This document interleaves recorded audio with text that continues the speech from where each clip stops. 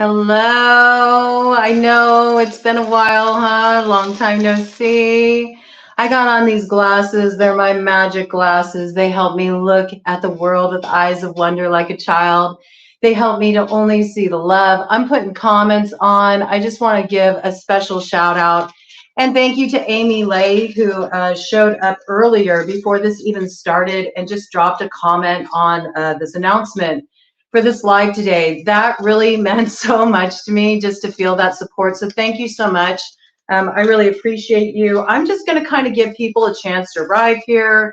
I want to ground my energy. There's so much I want to bring in today. I got a full day planned. Hello. Yeah, they're my magic glasses. They're my magic fairy glasses. They help me see the world with eyes of wonder and love. Thank you so much. Amy Lay Marquez for showing up. I so appreciate you. You don't know what a difference it makes just to have you here and showing your support in that way. So I just want to send a little love your way, okay? And to everybody in the broad coven today, this is some white sage incense. It's really beautiful, and I love it because I'm really into blending different cultural, spiritual traditions. I totally am of the mindset that we can share our magics with each other and that it only strengthens them because we're coming together in unity when we do that. And there's certain ways that you can still, safe keep certain things that are within your oral traditions and your bloodline. And we'll talk about that more down the road on Broad Coven. I don't want to get into that today, but that is my whole focus here, is to really honor everybody's spiritual path. Pretty much it's common knowledge that I tend to have more of an eclectic spirituality. I'm a Discordian by nature. Don't let that throw you off. A lot of people just pick up the discord piece of that and they think that I'm speaking to creating some kind of upheaval, disharmony, and that's not true at all. In fact, Discordianism is about really honoring chaos theory, and that it takes chaos to birth a star. It takes chaos to bring the world into being, and that creative energy is birthed out of chaos, and that this is actually an essential component of life, and we can't ignore this piece. It's so important. Also, with my particular bloodline, of one of the many rivers that make up my bloodline, it tends to be the way it always is, but many rivers all lead to the same source. So at the end of the day, all this thing about, you're this color, I'm that color, you're this religion, I'm that religion, all this is kind of nonsense at the end of the day, because it really bypasses the spiritual core truth, which is it's all one energy, unity. Okay, so Broad Coven is focused on unity. Coven is not about being a witch. In fact, I don't really identify with being a witch anymore. There was a time in my life when I did, but unfortunately, I see that a lot of people have distorted the magic. They use it in a way that's for ego gratification, and that's not what the path is about at all. It's really about honoring nature. And I just got to the point where it's like, I don't want to be associated with this, because this is not what I'm about. It's not what I'm about.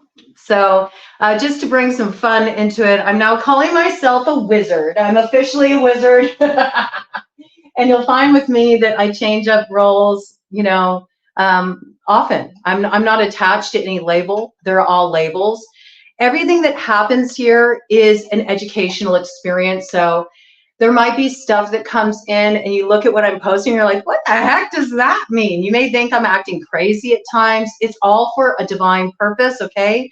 Everything on my channel is about awakening you, even when it seems like it's nonsense, all right? So if you come across something, you're like, what the heck does this mean? Don't ask me, okay? Sit with it, reflect on it, watch the videos here. Over time, it will reveal itself to you, because that's how my magic works, okay? You kind of have to come to your own understanding of it. I did put up some links today, and I'm going to I'm going to try really hard not to put up more, but I really encourage you to scroll down the community board. And if you don't know how to locate the community board here on Broad Coven, what you want to do is you want to go to the channel, to the Broad Coven channel, and you'll see at the top there's tabs, okay? Much like when you go to a website, all right? There's tabs at the top, and each tab has to do with a specific category. If you go to the tab that says community, you hit that, you're going to find what basically looks like a Facebook timeline. Now, I want to bring this in. I'm not going to go into this in this video because I want to keep the vibe high. I am no longer part of Facebook. I am no longer part of Instagram, which is also owned by Meta. I am no longer part of MailChimp service, which is also owned by Meta.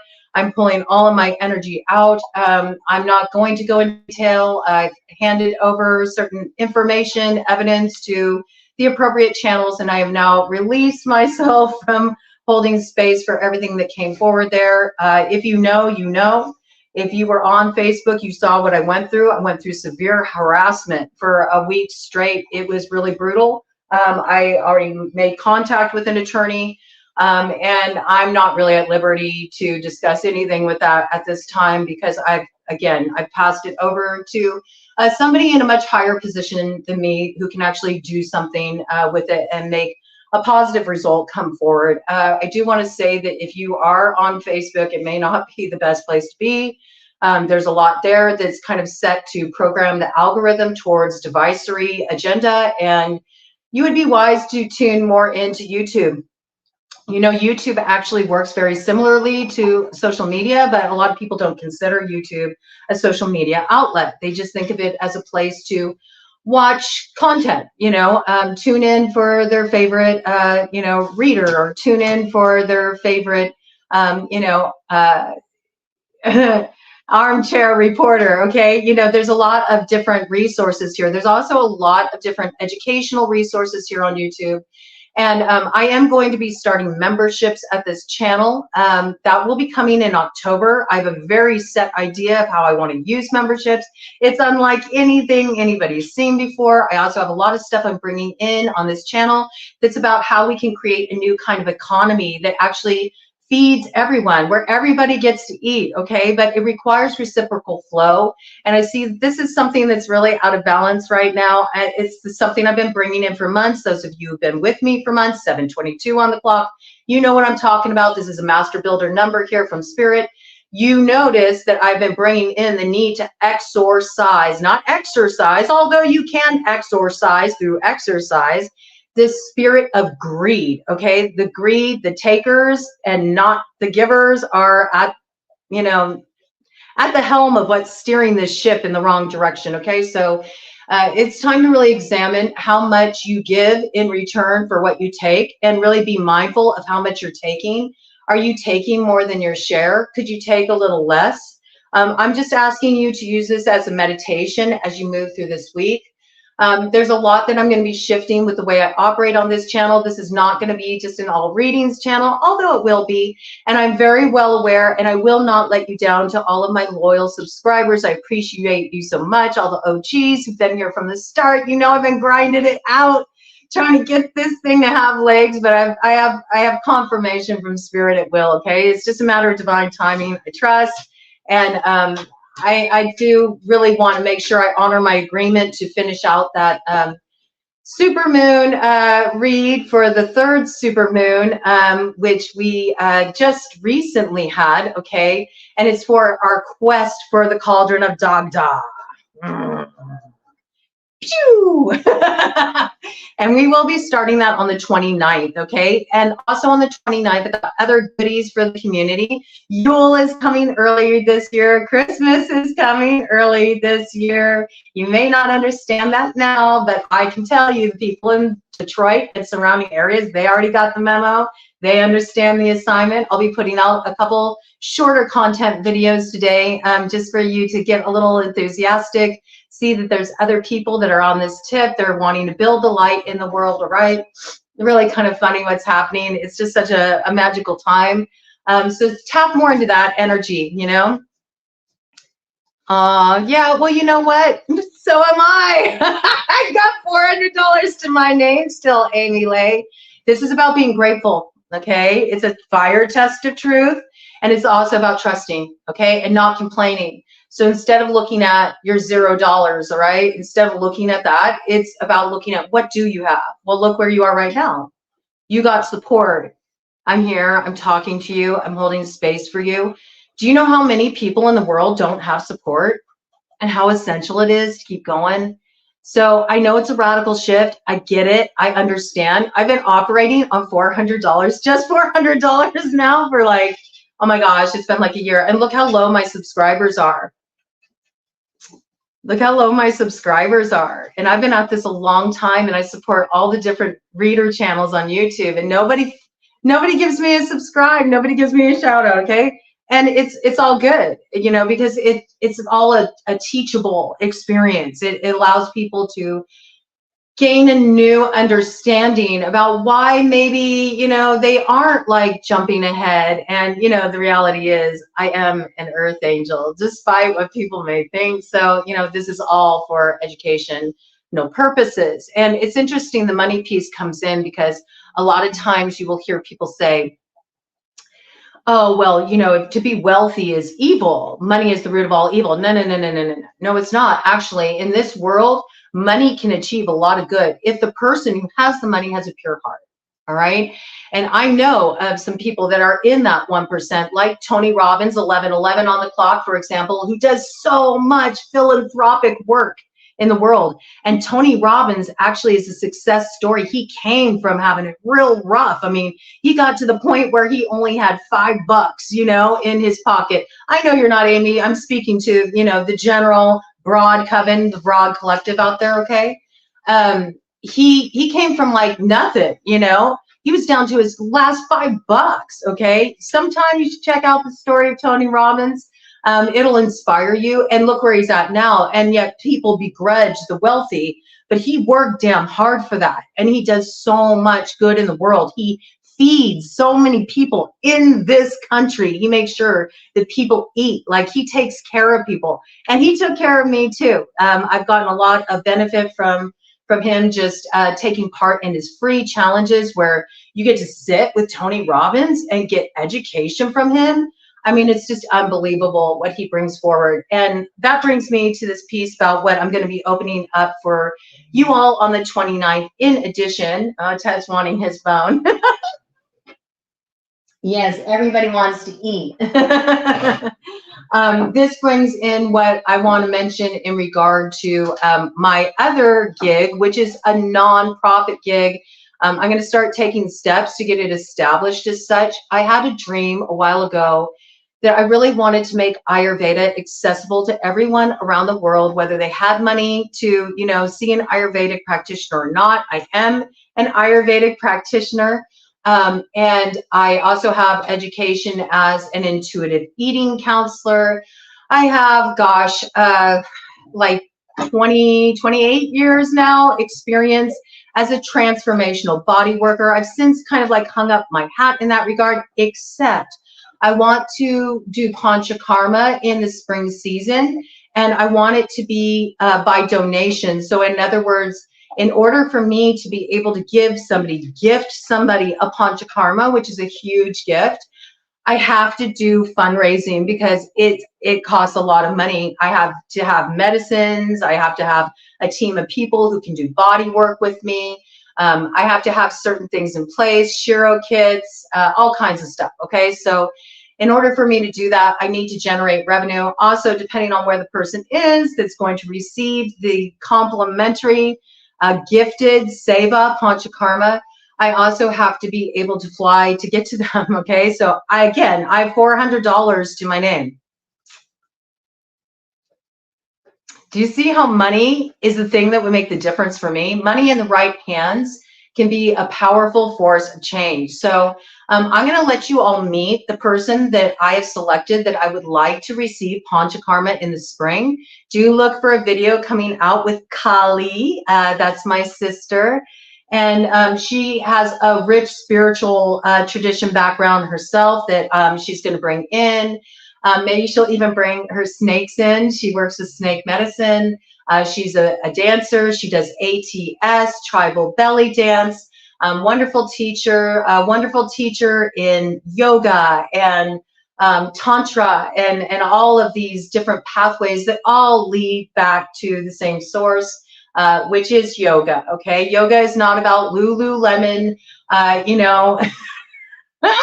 Yoga booty shorts. It's not about outdoing the person next to you, all right? It's about this, what I'm trying to bring in here, because Westerners have really like appropriated yoga. They've screwed it up. They've appropriated Ayurveda. They've screwed it up. And I'm really just trying to bring in the roots tradition. With that piece coming in real quick, this is just the way my brain works. Okay, so I'm doing a big dump down with this, and I will put down timestamps. I'll do timestamps when I go back and view it though, because I like to take in the information too. I'm channeling right now, so I get about like, you know, maybe 25% of this I retain in my memory, and I have to watch the video to get the information to you guys. So I'm out of the way right now. I'm just letting whatever wants to come through, come through. Education, very important. If you are going to quest for the Cauldron of Dagda, I have that date set for the 29th. If you want to do that and participate, especially if you have not already been here. If you've already been here and you've already gone through everything and you were with me on Facebook, you don't need to do this, okay? Except you have to do it by a certain deadline, okay? Those, I'm going to get to you in a minute. For those of you that are brand new here, and those of you that have no idea what's going on, you never saw what was going on in my Facebook, where 10,000 people were involved in what I was doing, okay? So for me to delete my Facebook account and let that go is huge. I'm also not creating on any other social media outlets right now. I do have a YouTube account. I last left, I'm not, well, obviously YouTube, but I meant to say I do have a TikTok account. But what needs to be understood about my TikTok account is I last left off there posting shorts from YouTube on my TikTok account, and I haven't posted anything since, and I won't be, okay? I really want people to come to YouTube, and the reason why is because this is a platform where you really do have the ability to highlight your voice and bring your truth forward. And as long as you are respectful and as long as you are a positive force of change within the community here, you will be supported by YouTube. I guarantee you that. Don't ask me how I know that, I just do, okay? I also want to include in my memberships when I create this, the first entry point membership I'm going to have is going to be $5 a month. It's going to be a tech course, okay? And I'll keep adding on to it. It's going to be how to start your own YouTube channel. I've spent years like compiling information. I'll lead you to all the different creators' videos that can support you, make it streamlined, simple for you. That also feeds all the tech creators on YouTube, and everybody wins. And it's only $5, and it's something everybody can afford, okay? If you're seriously in a position, and I mean this, you have to really listen to your heart, pay attention here. If you are seriously in a position where you cannot afford the $5, all right, I will put your name on a list and we'll try to generate donations from the community so you can get in, okay? I don't know if I even have the ability to like just let somebody in or not. I'm that new to memberships, but I'll explore it. But I think it's very valuable information that you don't feel like you have to have somebody build out a website for you or get you started on YouTube, that you empower yourself. Everything that I created, my website, my channel, all the, you know, designs, the cover photos you see, I didn't know anything about tech. I taught myself through YouTube videos, okay? So this is a very powerful resource to use, and an empowering resource as well. Now, if you want to see what I've done with my website, cobrasmedicinebag.com, I encourage you to go there, okay? Thank you so much, Amy. I really appreciate that. This is the spirit I'm looking for. I'm looking for doers. I'm looking for self-starters because I hold a lot. I consistently hold a lot, and it's a lot for me to hold as an individual. That being said, if you're going to be my supporter, you need to like work in harmony with what I'm putting forward here and not branch off on your own agenda. I did have one person that said they were my supporter, and then they brought in the whole CVID stuff. I'm not even going to say the word. And I don't like the whole CVID stuff because I feel like it really creates fear and propaganda within the general consensus, within the general collective. It keeps us fighting over stupid things like masks. It is an interesting mask. It's the same thing that got me in trouble on Facebook, okay? Because I started to speak for the indigenous women and children that are still missing, and their symbol is a red hand over the mouth, okay? So there's this big agenda that's out there right now that's all about silencing us, okay?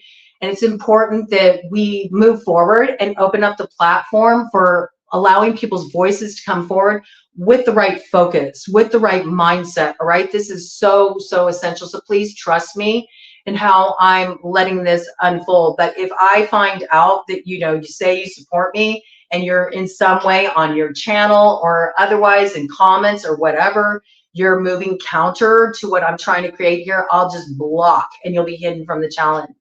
Ooh, hidden from the challenge. Interesting. I didn't mean to say challenge. Maybe this is a challenge spirits issue. Hidden from the channel. I've already done it and I'll do it again. I have to have really strong, fierce boundary lines. And that again ties back to Panchakarma. Some people may think that I'm being harsh. I'm not. I'm protecting a vision that I was given. This is my purpose. This is my destiny. It's what I'm here to do. It's what I'm here to fulfill. And so I can't drop the ball on this. I just can't. Okay. And everything I get, everything I receive, I share. I share. Okay. One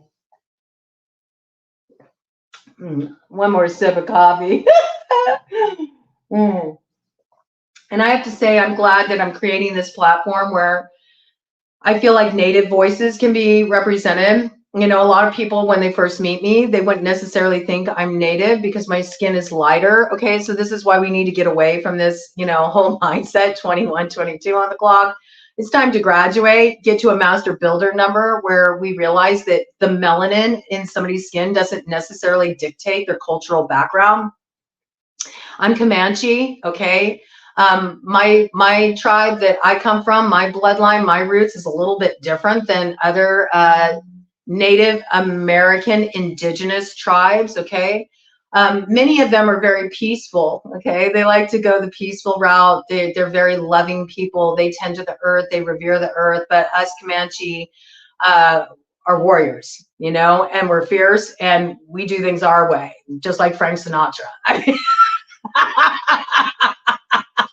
that's just how we are. You know, our leader was Quanah Parker, okay? So I encourage you learn about Quanah Parker, all right? And if you learn about Quanah Parker, then you'll understand my bloodline. You'll understand why I come off the way I do. I am going to bring a lot of Native influence into this channel. I'm dropping a lot of the old format of readings. I will get to the last 3 that I owe for the Cauldron of Dogda read, okay? I promise you. And then for our final read, I'm going to bring everybody into my roots, my medicine with some Native American, Indian, indigenous, tribal astrology, okay? So this is going to be really cool, something different. I haven't seen anybody do this, and we'll be bringing that in for the 4th supermoon. And that's going to be really great. I look forward to giving you all those reads and just letting you experience the newness here. We're going to be doing fairy reads here too. F-A-I-R-I-E-S. Okay, that is the light side of fairy. Please do not bring fairy in with an E in place of the I. I mean it. I will just get rid of you. I will put you on timeout, because that runs really counter to the light I'm trying to build here. I've had a few people do that. I don't appreciate that. I consider it very disrespectful. This is my space. If you want to create a space where you bring that in, create your own YouTube channel. You can go there, you know, that's up to you. But this is my space, and I ask you to please respect it, especially when I'm giving my time and energy to support you all. Also, I do not support, you know, any of this dark magic stuff. I'm not about that at all. I refuse to call it black magic, because black magic is actually very beautiful when we're looking at cultural traditions, okay? When we're looking at the African diaspora traditions, when we're looking at the Orisha, when we're looking at Voodoo culture, which has been grossly demonized and misunderstood, okay? So I bring all these things in. I have no fear talking about this stuff. I think I've pretty much tackled just about every issue that's facing society on Facebook. Oh, but I went through the gauntlet for all of you, okay? And for those of you that made it through that with me, you saw what was going down there, and it was a cool experience. And it's unfortunate that it couldn't stand up as a testimony. I really wanted it to, but I had to, for my own well-being, for my own safety. I had to disconnect from Facebook, and I actually really encourage all of you to as well, unless you want to stay in a devisory mindset, because it's programmed like that there, and actually they manipulate it, so it's really hard for you to overcome that. All right, so just warding some energy here so we don't have any fuck shit from Zuckerberg. Okay. All right. So I want to talk about what we're going to do. I see there's another person here. Welcome. I'm so happy to have you. I just want to make sure. Let's see. And you do have the ability. I can tell this. Thank you for your vote of confidence. I absolutely do. And it's because it's not me at all. It's because I totally get out of the way and I just do whatever spirit tells me to do. And there's already been so many miracles that have happened. And I've already gotten proof of the miracle that's come. They allowed me to bring something back from spirit, and it's something I keep very close to my heart and for myself. My sister received it too, actually, and it's in relation to my vision, which is cool. We both received the same thing. She does a lot of journeying with me. My sister also has that Comanche blood. The Comanche blood comes from my mother's side of the family, okay? It's very rich and it's very deep, and I'm really enjoying connecting with my roots. And I encourage all of you to really, I've been bringing this in at Broadcoming for a while now. Do your research, find out your ancestral lineage. It's so important right now. Tap into your roots and go to your deepest roots that you have access to. Start there, okay? Start there first and then work your way back up to where you are now, because we know that bloodline, you know, has been diluted, all right? Everybody's has, you know? Who's pure blood anymore? Really? I mean, be honest with yourself, okay? So you want to trace back as far as you possibly can. You may find there's some deeper, you know, down the road, but at this point, the best thing you can do is go back as far as you can into your bloodline, all right? And just see those roots, the deepest roots, the waters of the deepest well that you can find right now, and start learning about that spirituality and calling it in, and start learning about those ancestors, okay? Set up a little altar for them. It can be really simple, just a mindful space, okay, where you set down a cloth, give them a glass of water. May they never thirst. If you make sure they never thirst, they will make sure you never thirst as well. It's this reciprocal nurturing flow, okay? And just spend some time each day dropping in with them. It can be just offering incense, or you can share a cup of coffee with them. I really enjoy doing that. I feel like it's nice because you're also taking something in with them. It really unites the energy. And I'll be bringing in more about that as well. But I digress. Getting back to my initial point, if you want to see what I built for myself and what is making it possible for you all to have this free Ayurvedic course education, and you are welcome, okay, for the Dosha Discovery series, the Grace and Crisis series, you are welcome to print out and put in a binder those courses so you always have access to them, all right? My only stipulation is you cannot use them for business purposes. It's for personal use only. You cannot reproduce those to share in your workshops or anything. That is subject to legal ramifications, all right? So I want you all to have this and carry it with you, but please respect the medicine that I'm sharing with you, all right? If you want to learn about me, I did put up a post on the community board. You can read about me. It'll take you directly to my website, cobrasmedicinebag.com. You can go there today after this session, and you can go ahead and grab your free Kapha course and your free Pitta course right now. They've already been open. We have playlists, the Panchakarma playlists here on Broadcoming that support all that work. You have so many resources for you, but it is not time now anymore for Kapha, and it is not time anymore for Pitta. We are focusing on Vata now. We're moving into this fall equinox energy, and this is the time when Vata comes to the forefront and we start to really nurture ourselves. So this next Panchakarma is going to be very different for the community. It's perfect that it's coming in with the cauldron of Dagda, because it is all about that nurturing, nourishing, and it's very common to have a lot of stews and soups and good things that can be cooked in the cauldron that nurture our souls. It makes me think of chicken soup for the soul. Okay, this kind of energy here. No more half-price hot wings. We're moving into a whole different vibrational energy that it's about bringing the collective together, you know, really supporting each other, nurturing each other. Oh, I like this sage. I hope you're enjoying this. I'm going to call in a little Reiki for you all if you do not wish to receive it, all right? If you do not wish to receive it, just say no thank you, okay? I am trained by Tomoko Hiroka, who is in the original lineage of Usui, which is the only true Reiki, okay, to use other forms of Reiki where you went through a weekend and now you're a Reiki master. That is cultural appropriation. I have to say, I'm really sorry, but if you're using the term Reiki, and I, don't know if you are practicing within the traditional bloodline, and just to give some perspective, there are people in Japan who work with a Reiki master to get attuned to Reiki that will spend their whole lives in devotion and never get to master level. I myself, working with Tomoko Hiroka, and I give Reiki for free. I never charge for it, okay? It's something I give freely.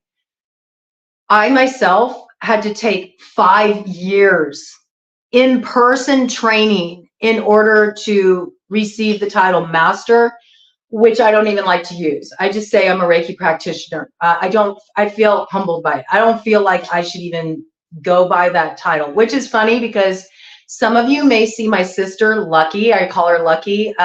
She's Ruthie's Virgo potion though here on YouTube. Please go over and subscribe to her page because she's my link and I really want to support her. She started sharing her voice, bringing her voice forward, and it's a really beautiful thing. I want her to feel very encouraged in that, okay? And she writes amazing, beautiful, fairy musing poetry. So each poem of hers like unlocks a certain magic in your life. So I hope you'll go and check her out. But this piece is very, very important here, okay? Very important to be mindful of this piece. And now the piece just like went away. Oh, we want to get that lower vibe appropriation energy out of the way, okay? Please be mindful. If you learned Reiki from an online course, it is not Reiki. If you learned Reiki from a book, it is not Reiki.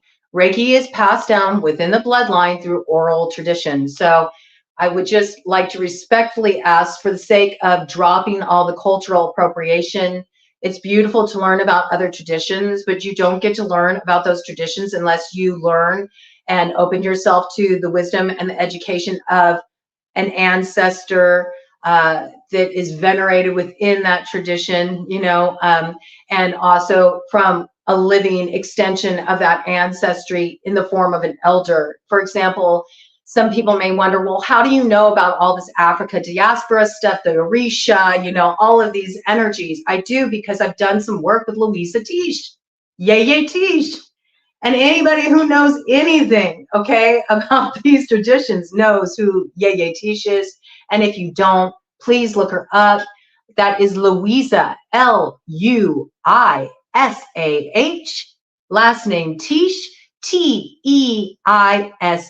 But those of us who know and love her call her Yeye Tish. And she does have a website where there's education available. So if you do, represent the Black community with a capital B here in America, please, please, please, please, please go look up Yeye Tish. You will not regret it, man. It'll just be such nurturing for your soul. And I love her, love her, love her, love her, love her, love her. Yay, blessings to you, Queen. I keep trying to send people your way, all right? I keep trying to send people your way.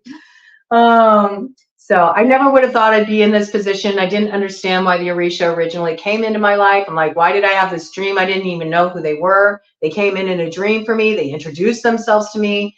And I wrote down Orisha in the middle of the night. I wrote down Eshu in the middle of the night. And I drew a picture of the statue they gave me and all of the different references in my dream. I'm not going to reveal everything because you got to kind of like keep the dreams to yourself. But I want to reveal just enough for you all to know that I know what I'm talking about. And I went and next morning I researched it because I'm like, what is this? I don't even know what Orisha is. And I saw the statue that was given to me in the dream. And I was like, oh, there's something about this. And then the next day when I was at work at Milk and Honey, which is a metaphysical store in Sebastopol, California, where I used to live, where I'm from, used to be owned by one of my dear friends, Pooks. I call her Pooks. Her name is Kendra Anaya. Kendra Anaya is an amazing writer and has written a phenomenal book. It's in process right now about overcoming brain cancer through the power and formidability of spirit and love. Let me tell you, and MS diagnosis simultaneously. This is why I don't like it when people complain. If you want to know about the attitude of gratitude, you should look up Kendra Anaya. She is on Facebook, okay? If you don't know how to learn about her, get in touch with Milk and Honey in Sebastopol, California. They also have a Facebook page. They're under new ownership. Phoenix and Gwen. Hey, guys. Gwen and Phoenix are both published authors through Llewellyn. Okay, so I know people.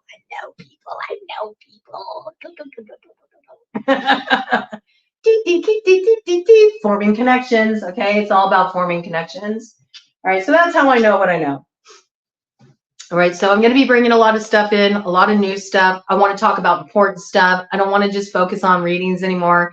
That being said, I'm not going to be on a set schedule with readings either. It's just, it doesn't work like that. You have to really let the magic build. You have to let the memo come in. I can't force it. There's times when it becomes very draining doing channeling. So I'm going to have to make sure that I'm taking really good care of myself, good care of my body. I will be dropping in live twice a week during the 6 weeks that we are moving through our Vata roots with wings. Isn't that beautiful? The way it all bridges together. I want you to tap your roots so you can get wings, so you can gain freedom and expansion in your life. It's really key. That's what I named this course. But please go to my website, cobrasmedicinebag.com.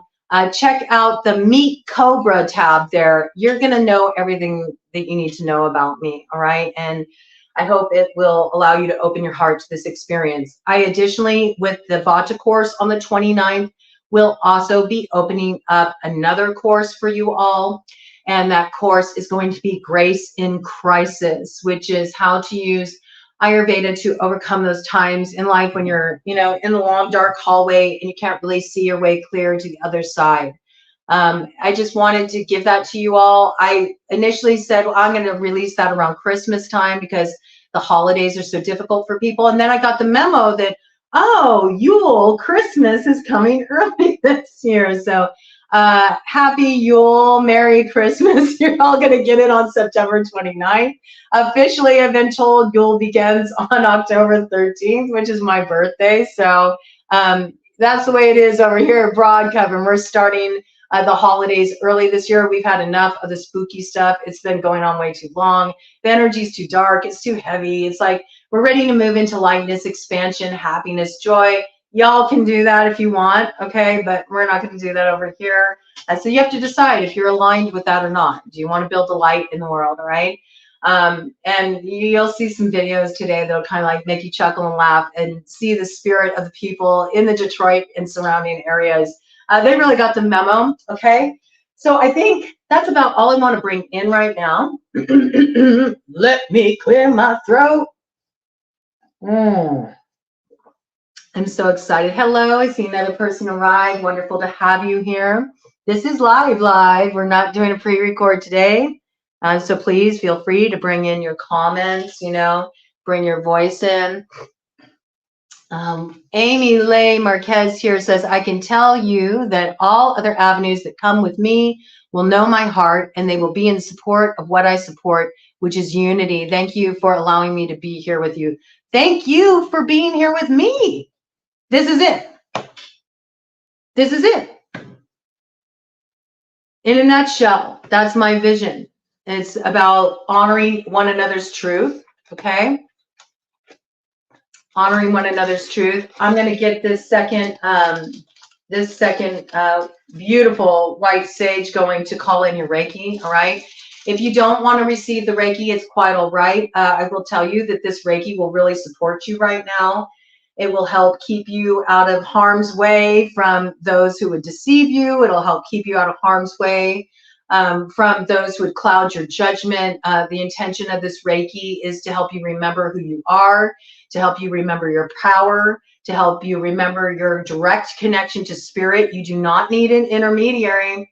You do not need a priest. It's all one energy. You are creator. It's the truth. That is the truth. The Bible is a book of alchemy, all right? It's not my particular path, and a lot of people might have been kind of shocked, like, why is Shannon posting a Daniela Oyega? Well, there's a reason why I am, because there's been times when her stuff has showed up on my timeline. I'm like, okay, I'm going to listen to what she says because she's showing up on my timeline. She gave me a lot of strength and support. I do have Christian background. I work with Christianity in a different way now. I work with the Psalms. They still have power.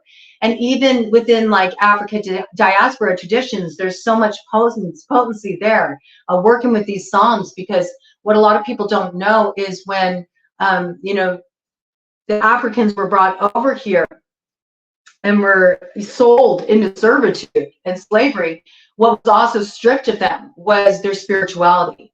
And so in order for them to be able to keep hold of their spiritual roots, and this is why their roots are so strong, they had to hide them within Catholicism. So the saints are actually representative of all the different orishas. It's very tied into that whole spirituality. And again, I'm not going to teach you about that. If you want to know more about that, I encourage you, look up Louisa T. She'll teach you all about that. She's actually written some books about this stuff, about cross-cultural traditions. She works with Leilani, I believe Burke is the last name. They've written some books together. Leilani is a kahuna, okay?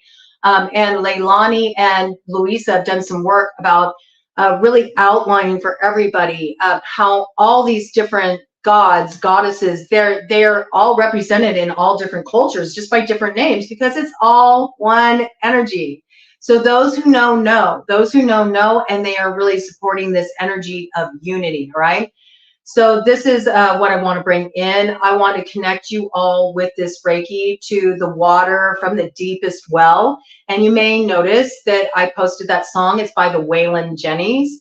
I will post it again after this live, maybe in the comments on this video, so you can listen to it and consider it an activation, okay? So if you would like to receive this Reiki, just say, yes, I receive, thank you. And if you don't, it's okay to say no, thank you, and you can just witness. I'm not going to sit here and, you know, ohm it out and like, I'm just going to call it in, because that's all it takes when you've gotten up to master level. So we're calling in with the fire of transformation, right? We need fire to get the cauldron of Dagda cooking, right? We need to get fire going to have that transformation, okay? So bringing in the Reiki now.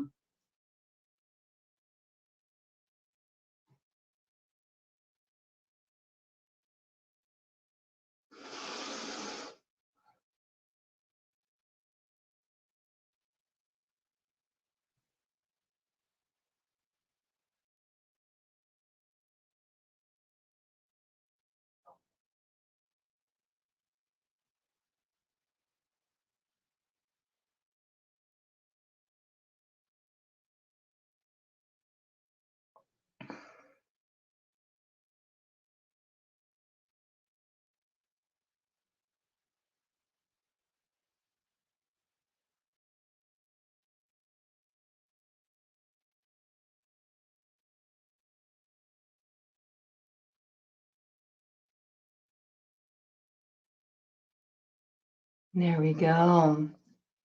It is done. Okay. It is done. Just trust. So much is going to be coming through for you. So if you've been feeling really clouded, okay, if you've been feeling this sort of like swimmy feeling coming in your third eye, ajna, okay, which is the point right in between your eyebrows. And if following that, you've been noticing sort of like this pressurized feeling in your frontal lobe, this is the areas that are being attacked right now. A lot of people are having these issues. I've been talking to so many people that I've known like most of my life to be very solid, very educated, very aware, discerning people. And when I'm asking them questions, they're saying, I don't know. 44, 33 on the clock, okay? We really need to wake people up, because there's been so much programming with the algorithm. We need to hack the algorithm, okay? And when I'm saying hack the algorithm, I'm not talking about computer warfare. I'm talking about just energetically through raising our energy, all right? And it is possible. I've already done it, okay? So I actually issued that here at Broad Coven a few months ago, and I was really amazed how much we were able to pull our energy together and shift. So the revolution with a lowercase r, evolution, is underway, okay? You are welcome to use any of the hashtags, okay, that I put in comments on my posts. Or if you're able to copy them off my posts that I put up, that's great. Do not retype them. They're worded, all right? So it's very important that you use them as outlined, okay? Everything is set up in a specific way. Please also go through the Discurriculum and watch all those videos if you want to quest for the Cauldron of Dagda. You have another option. For those of you that are new and you're like, I don't have time to watch all those videos. Even if you've been here at Broad Coven, even if you've been on my personal Facebook and you were part of that experience, in order to quest for the Cauldron of Dagda in good faith, you need to watch all those videos in Module 1 of the Discurriculum, and it is down at the bottom of my home page. You'll see it under playlists, okay? If you're like, oh my gosh, I don't have the time to do that right now, you have until October 14th to complete it in good faith, all right? You can just play it in your environment too, like while you're cleaning or whatever. You don't need to stop what you're doing. You can play it while you're driving to the job, take things at, you know, a little piece at a time, whatever you have to do. Okay, this is very important because I need you to be in a certain state of consciousness to build the energy with me.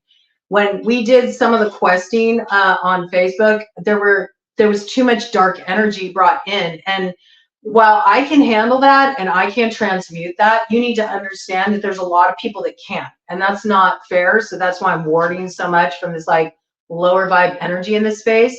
I will tell you that I am going to set up this space, okay, because I call in the energetic space around those who are requesting. I am only going to call in those who actually complete the Discurriculum. Now, if you are brand new, you can get kind of like an easier pass in, and I will call you in. If you watch, and again, you can just leave it playing in your environment. You don't have to sit, you know, and be present for all of it. You'll tune in at the appropriate moments, but keep it going. Sadhguru right now is doing a 40-year celebration of him being in service. You know, he gets a bad rap because he's another person who's very wealthy, but he does so much good work in the world. I have that posted at the top of, you know, my community board as well. So if you tune into that, and even if you just let it play in your environment from start to finish, and he usually goes a long time, okay? And I'm giving you plenty of time to complete just that, all right? That can get you entry into this space to quest for the Cauldron of Dagda. If you try to quest for the Cauldron of Dagda and you haven't done one of those things, you're gonna find the right way hard going. Because fairy will consider it extremely disrespectful, and they don't like that. You've been warned, okay? So I'm just trying to give you the rules of engagement.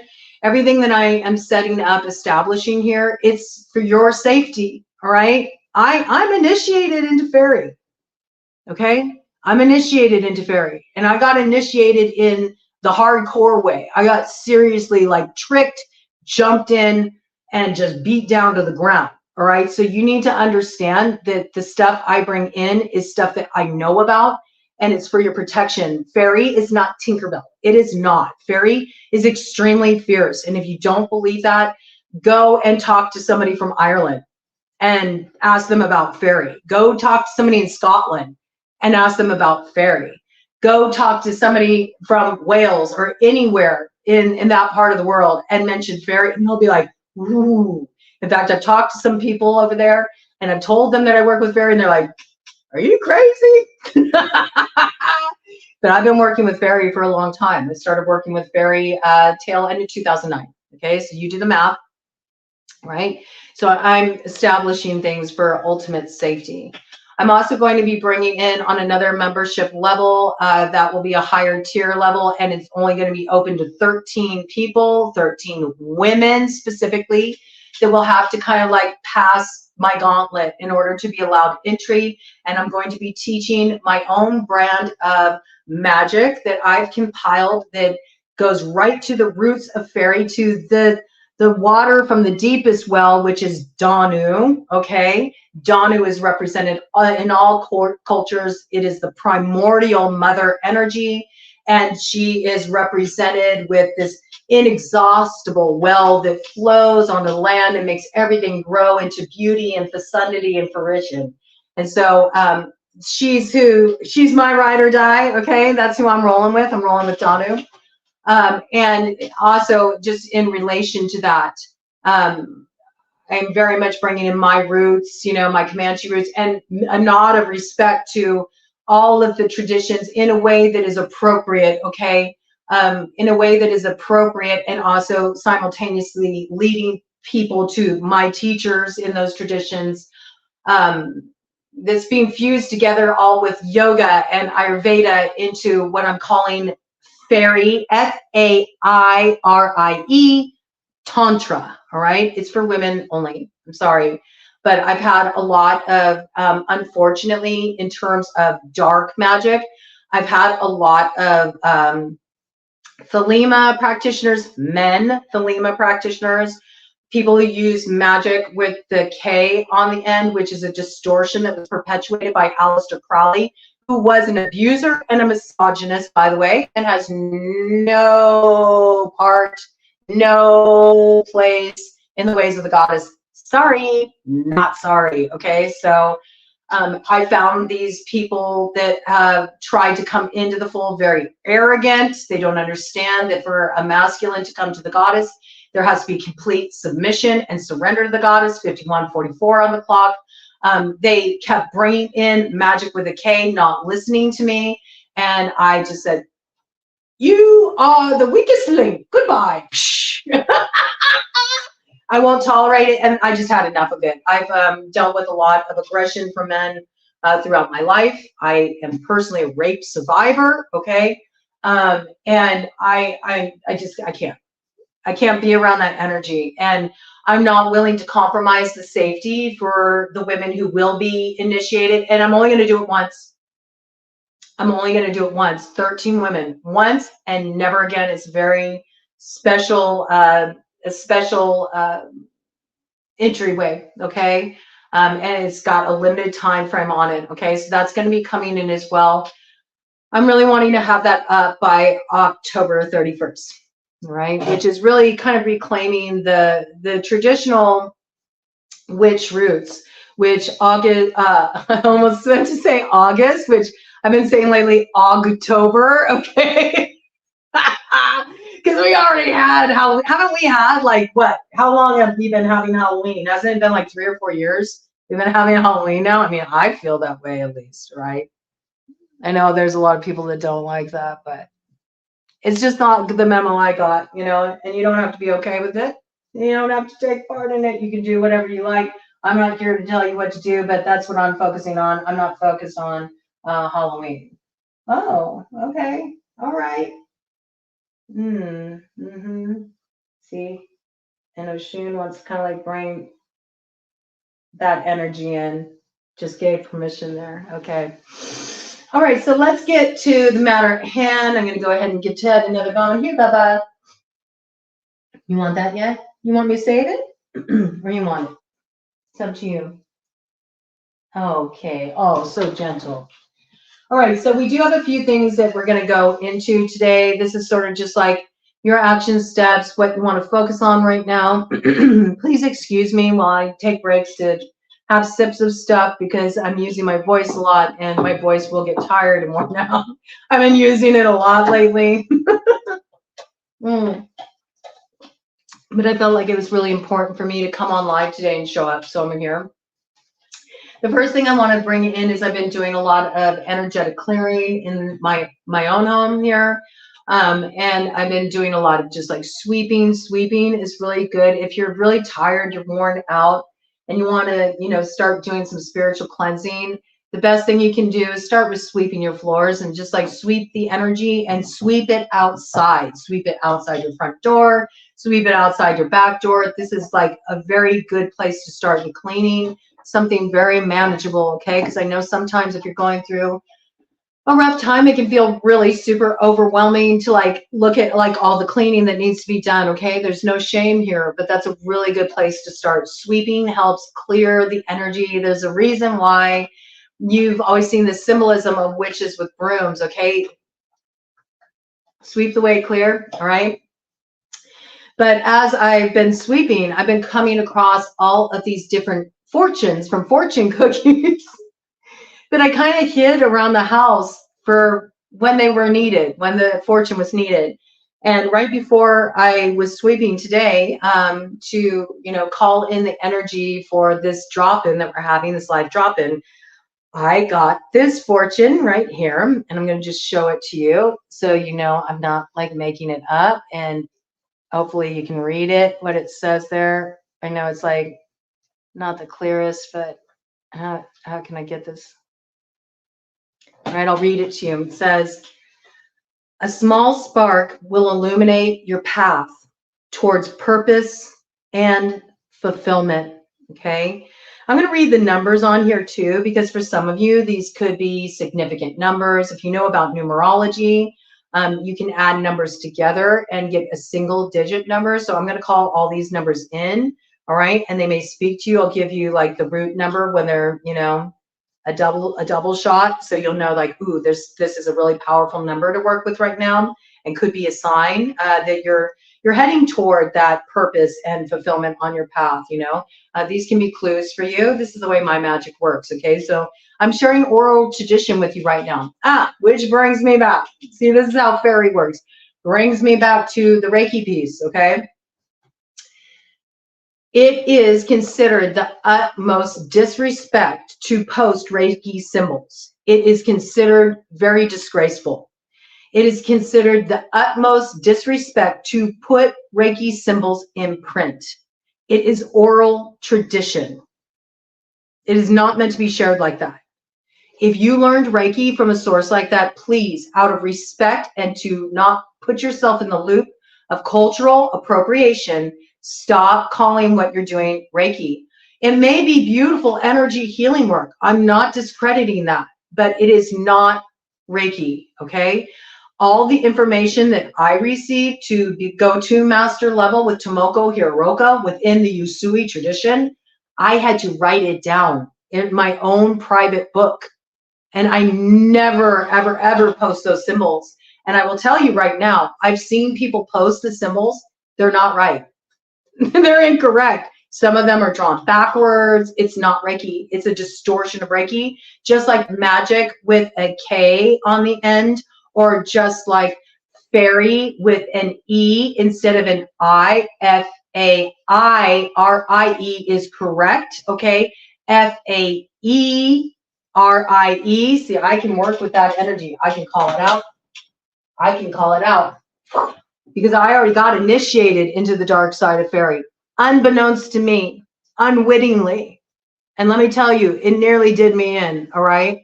But because of that, and because they know my heart is true and pure, they create space for me, okay? And it's because really, truly, in essence, fairy, F-A-I-R-I-E, all right? The Y on the end, you will see, that's fine too. That's more of an innocent, gentle way into fairy, okay? But when you add the I-E on the end, it's a little bit of spice, okay? It's like true, like initiatory kind of fairy energy. And the reality about that, when we look at fairy, F-A-I-R-I-E, we are looking at really the combined energies of shadow and light. It's the balance between the two, all right? But when you put an E there instead of that I, you're only working with distorted dark energy, and it's not the purity of fairy, which the purity of fairy is all about heart and pure love. It is such a fierce path because in order to be able to work with the fairy, you have to have a certain wonder and innocence, almost a childlike innocence and purity in your heart.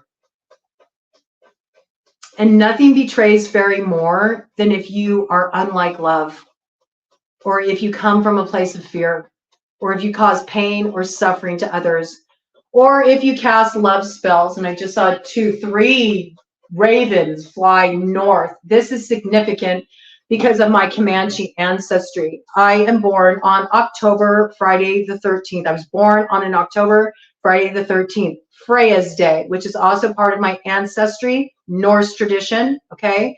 And I'm gonna have a really interesting live coming up about that, all right? Freya just came back to me, very powerful. This year, for as long, I've been waiting so long for it to happen again. This year, right before we begin our quest for the LIABILITY, which is the Stone of Destiny for our final Supermoon series quest.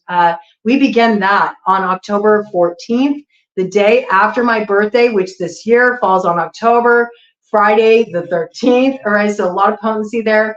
I'm going to have on October the 14th, I'm going to be doing a live with Brenda Yodis. It also connects back to Milk and Honey, all right? You're just going to love what I'm bringing in here. It's so magical, and I hope you really appreciate it. You're going to get so much mana from it, right? But yes, maybe this is your initial spark, okay? And this space is open to everybody. I don't care what your religious background is. I'll honor it. I'll pray for you in Jesus' name. I have no issue with that. I come from a very strict Christian background, okay?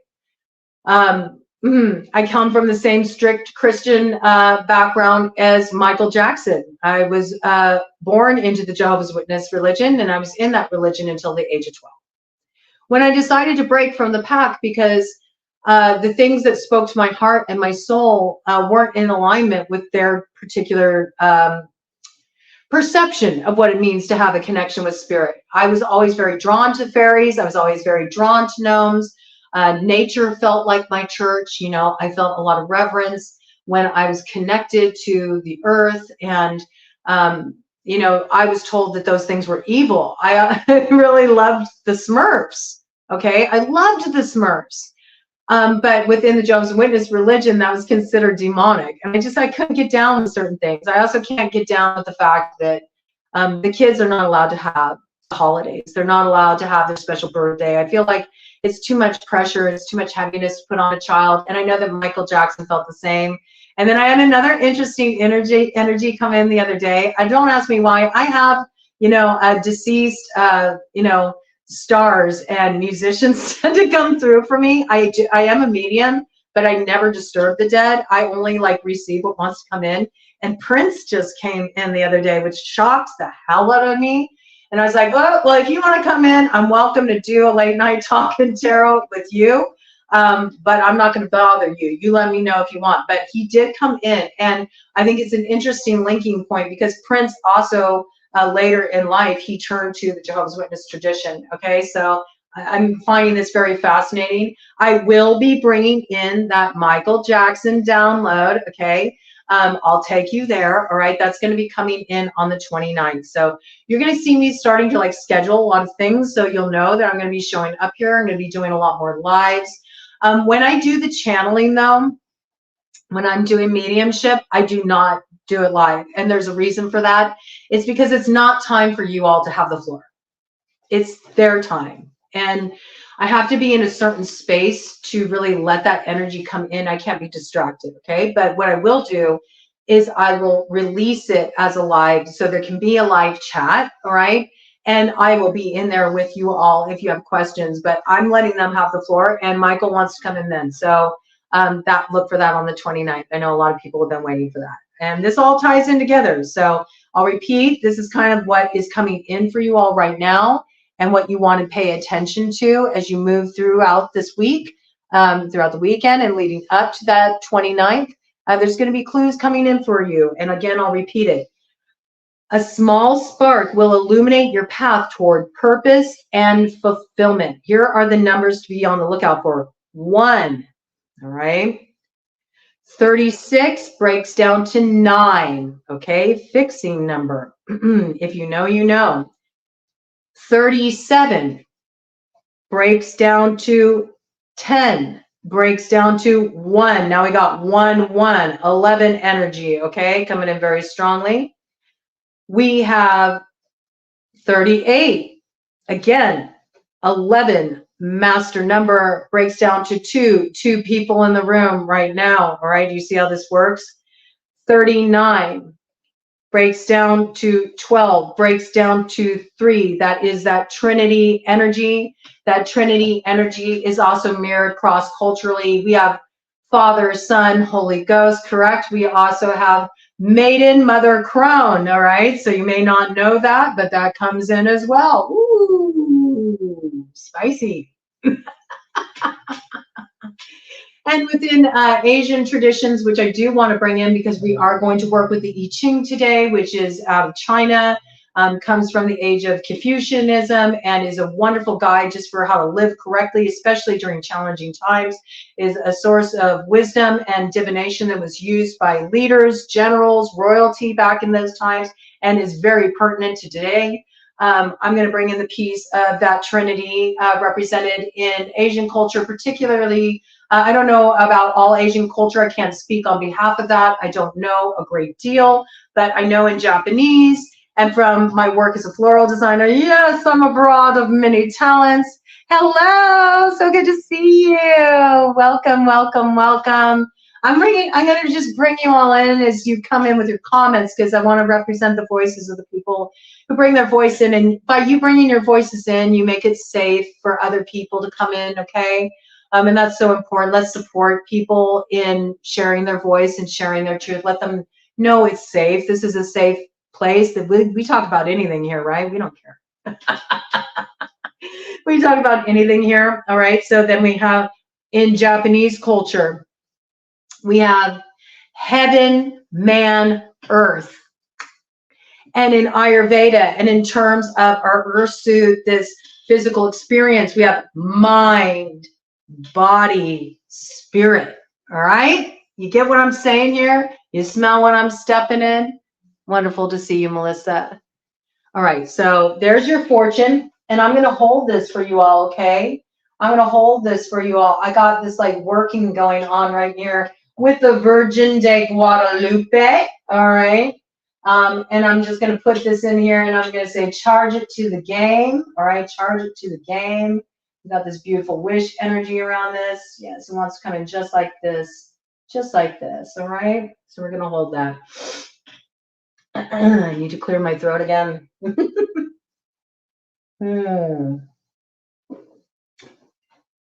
So a lot of potent energies, right? Okay. 11 energy, 1 energy, 2 energy, and then we have 9 energy, which fixes all of that, all right? If you know, you know, and if you don't know, you might want to go look up Louisa Tish if you're curious about that, all right? I'm not going to go into detail. Look at this. I just picked up the Angel Tarot book, and underneath it was one single playing card. More fortune. Let's see, is this another thing to put in the Virgin de Guadalupe jar? Ooh, 8 of spades. If you don't know what's going on, if you want to know, if you're confused and you can't see certain things and you want to know about them, research, study. I'm going to go ahead and put that in here, actually. I am. I think this is a beautiful piece that needs to come in, right? A lot of times I share things, okay? And after I share things, I have people constantly message me and ask me questions, and they want me to lead them to the information again after I already handed them a key. The key is for you to use to open the door. So anything that I bring forward and that you're curious about, it's not my job to continue to offer you more information. My job is just to be a messenger. I allow whatever needs to come through, and then I'm supposed to let it pass through me like a cool breeze, and it goes off like, just like when you blow on a dandelion seed head and those little seeds go out and they spread all over and spread dandelions everywhere, which dandelions, you don't want to work with dandelions internally right now, okay? Because dandelions are very, they can be kind of like a little dehydrating, all right? And we're looking to get more juicy and unctuous as we move into Vata season. We'll cover that on the 29th. Do not detox all the time. We're building up. That's what the Vata cleanse is going to be all about. It's a different kind of cleanse. It's a cleansing of your thoughts and perceptions about what cleansing is, all right? We'll get into all of that. But this piece is very important. It's up to you to use the keys I give you. I'm empowering you. I'm not going to baby you. I'm not going to take your hand and lead you step by step when I've already given you the message. If something's really like resonating with you, your job is to go, I'm going to go research that. And it's through your own research and through your own bloodline that you're going to be led to the appropriate sources that you need to within that tradition and the appropriate teachers. Okay, so that's all that I'm doing here. So we have a couple different things that we're going to bring in. First of all, I had to bring in my book. My notebook.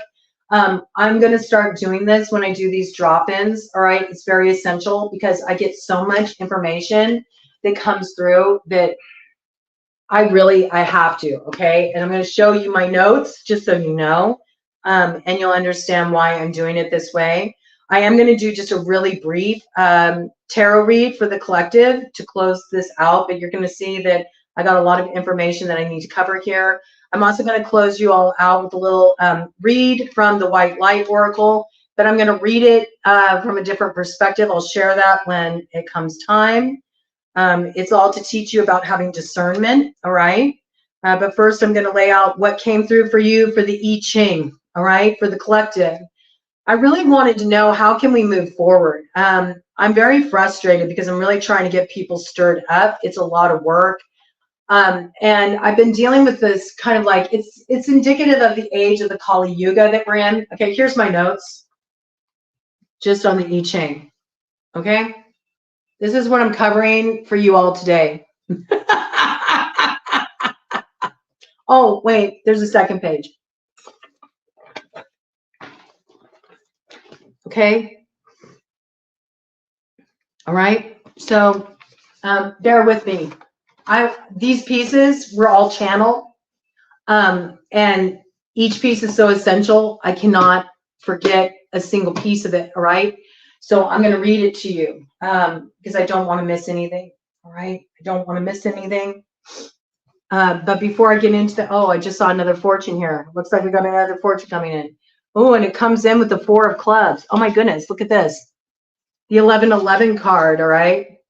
Dun, dun, dun. All right, alignment point. What's this? You see the way things work? Things just show up in my environment. I don't need to read cards. It's just, I do it because I know that you all like it and it's fun. People like readings, but it's not necessary for me. Ooh, I like this. Okay. If you've been considering taking a vacation, going on a trip, maybe connecting with someone, this is a really good time for a collective. It says it's a good time for you to travel. Take a vacation, right? And maybe you don't have the ability to travel physically, right? But you can travel in the mind, okay? So think about that. We're going to go ahead and put that right here. Look at that. Coming in to cover this 8 of Spades energy, which is about feeling like you don't have clarity of thought, like you can't see clearly. I love how that comes in. And we're just going to go ahead and ward that. We're like, yeah, we're moving out of that not being able to see the way forward. We're bringing in alignment. All right, beautiful. Beautiful energy here. Do you see? Look at all the different spiritual traditions I'm working with right now. I brought in Eastern Indian with the Kali piece. I got Oshun, Orisha in the house. Oshun automatically for me connected with Urzuli Freda. So I'm bringing in Voodoo tradition here. I got, which also, all of these energies also tie into this Virgin de Guadalupe energy. If you know, you know. Okay, and when we're looking at, South America, Colombia, these traditions. Okay, and then you got me, my Celtic, my let me delete that because through my study, let's just clear that out. With my study, I definitely, Cal Garrison brought in on a live something that I didn't understand because there's this perception that everything's Celtic. It's not.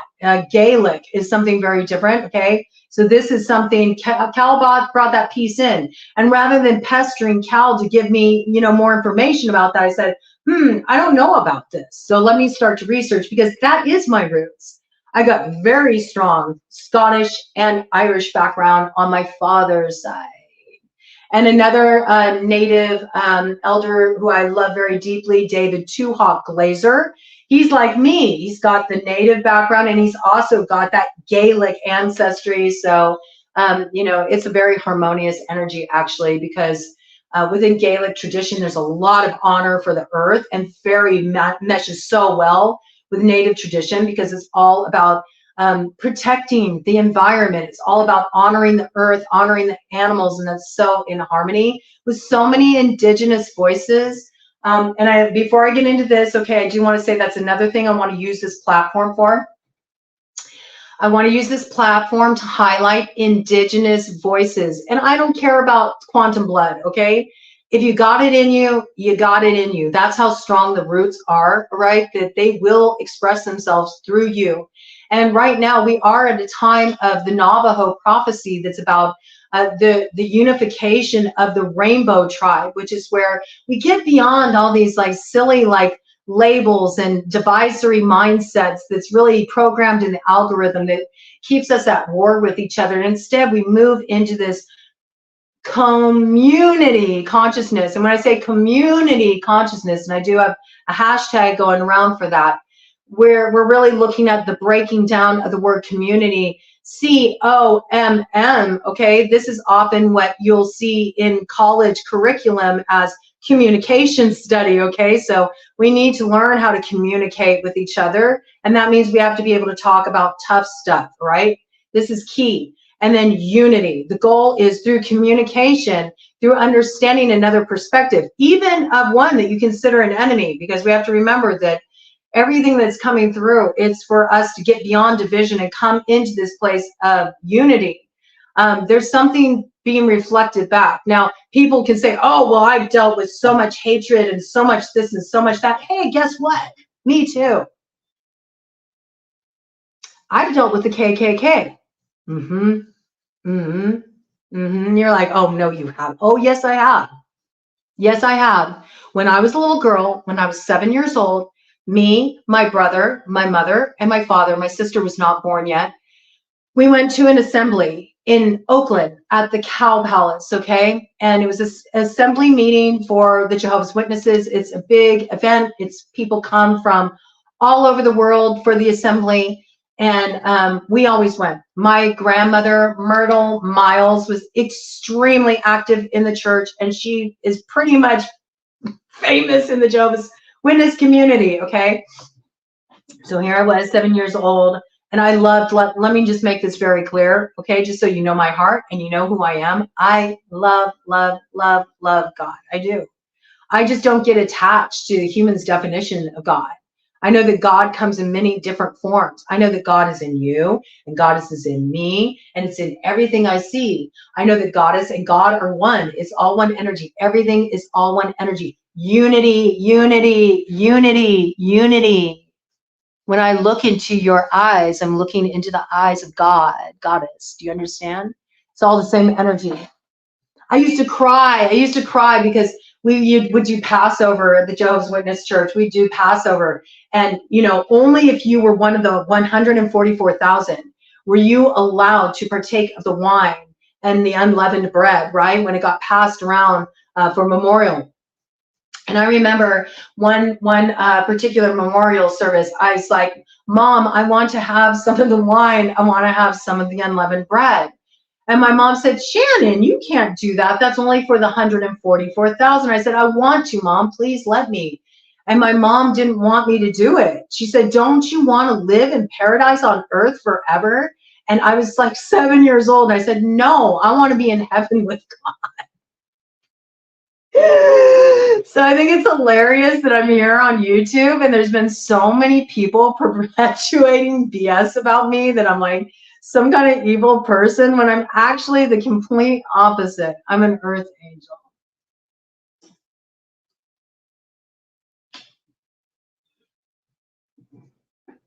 Welp.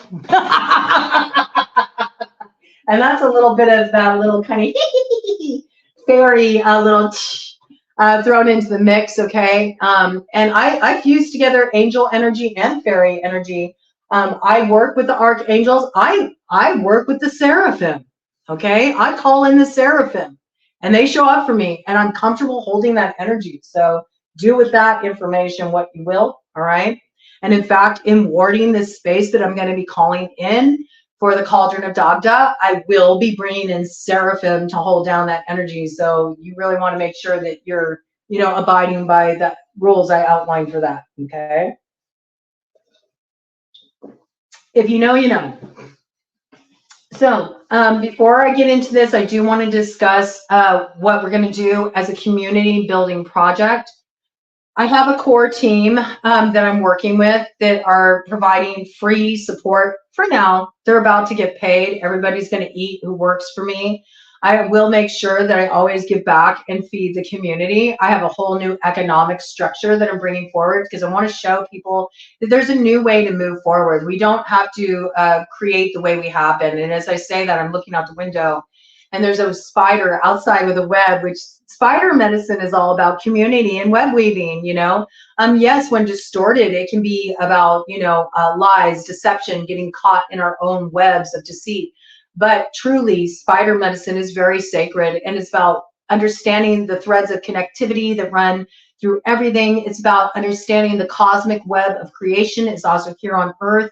And every action, every thought we have, every word we speak reverberates throughout that web of creation. And so I'm really here to try to help you awaken to this truth, you know, this truth that you are a creator and you're here to bring something of value into the world, which is why I want that first tier to be about how to start your own YouTube channel, how to bring your voice forward when I get memberships kicked off in October, okay? I will have all my memberships and everything established by October 31st, all right? But I need time because I really want to be very conscientious about what I put up there. I will not have extended readings on it. I'm not using it that way. I'm using mine in a totally different capacity, and I feel really good about that. But one thing that I think is very helpful in building community is to have some kind of creative project that really unites people. And so I've designed a project that I got a couple people I want to pull in on to spearhead. I've already got the people in mind, okay? So this is for you to kind of do on your own. You might notice here I have this new cover down on this table. This is actually a coat. It's a vintage coat, and it has an antique button on it, just like the ones my great grandmother Viola used to have, that she used to let me play in these like tins, Christmas cookie tins, you know, that she'd fill with all these antique buttons, and I could sort through them. It was just like 1, 22, 22, grandma in the house, my great grandma Viola, I love her. Anyway, she's the one that the Freya comes in for me in the Norse ancestry, all right? But with this 1, 22, 22 on the cloth that came in, big piece, big connecting point here. She was also a sewer, all right? She was a sewer, she was a quilter. I have heirloom quilts that she sewed by hand. The stitching is like, I'll share it with you down the road, okay? The stitching is more precise and intricate than a freaking sewing machine. They've been appraised and they're worth thousands of dollars. And each stitch by hand. She was a very devout Christian. She used to open up her basement where she did all of her own canning, jarring, all this stuff. And she'd open up her basement to her church, to her congregation. She'd feed them on Sunday. I mean, I remember just staying at her house and those meals she had. You'd wake up and she'd be like, it's breakfast time. And, you know, there's some Southern roots in my family too, you know, and you'd come in, there'd be like, on the table, there'd be bacon and there'd be sausage and there'd be eggs, and there would be eggs a few different ways, actually. There'd be pancakes, there'd be waffles, there'd be biscuits, there'd be great. I mean, just the amount of food. It was like a cornucopia, and this was her thing.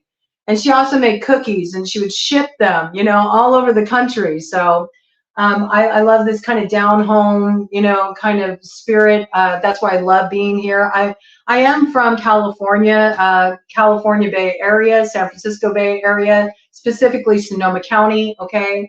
I've spent most of my life there. I do have family up in Washington State as well, but I really feel at home here. And right now I'm in Michigan. I'm just outside of Detroit, okay? Just outside of Detroit.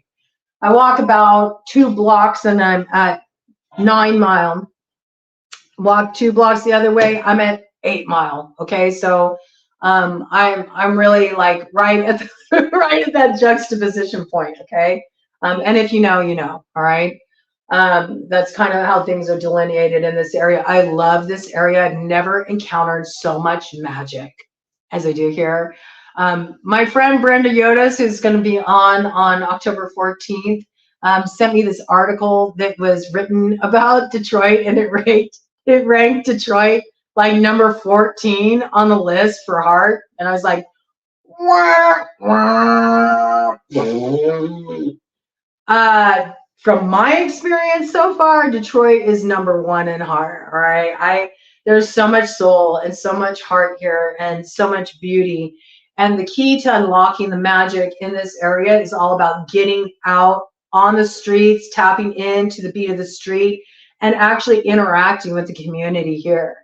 Those who don't understand the magic of this area, they're not doing enough community outreach. They're not dropping in with people.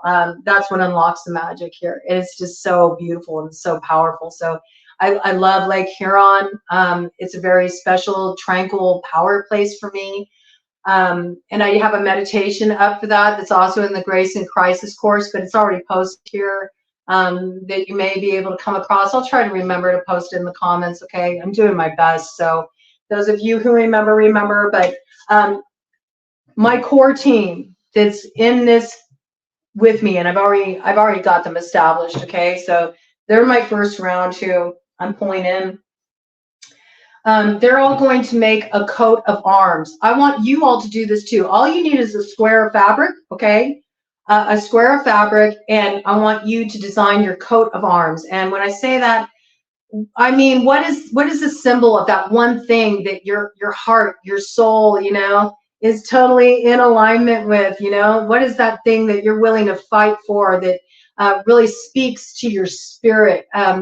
Create some kind of symbol of that, and so add any embellishments, any antique buttons, anything you want to put on this square of fabric, okay?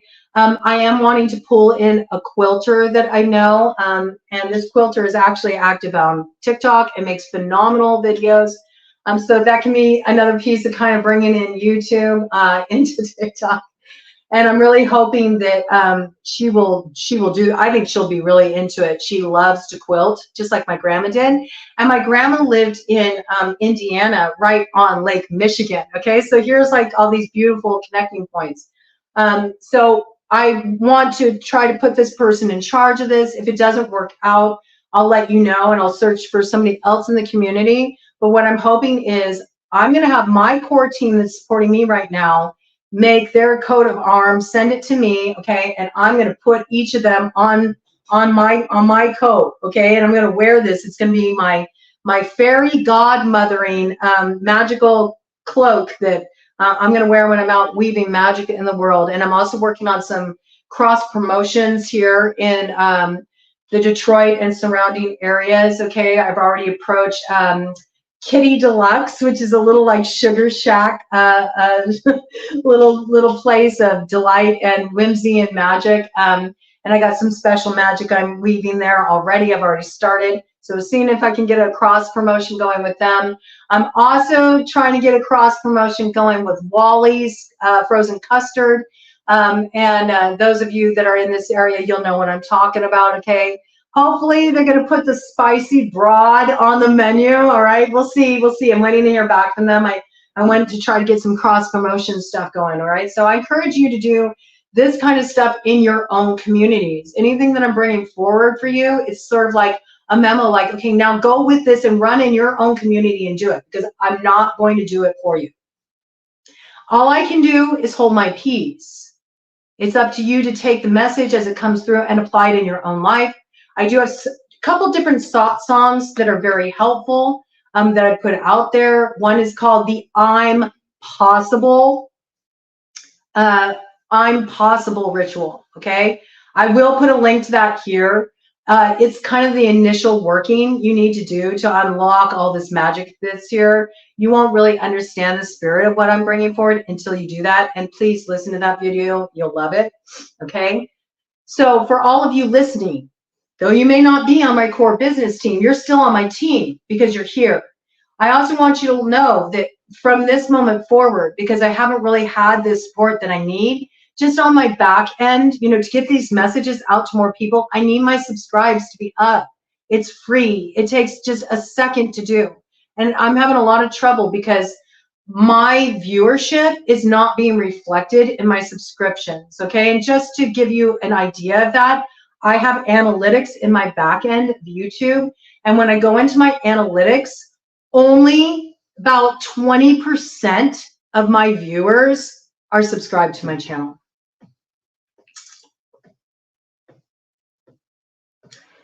Welp.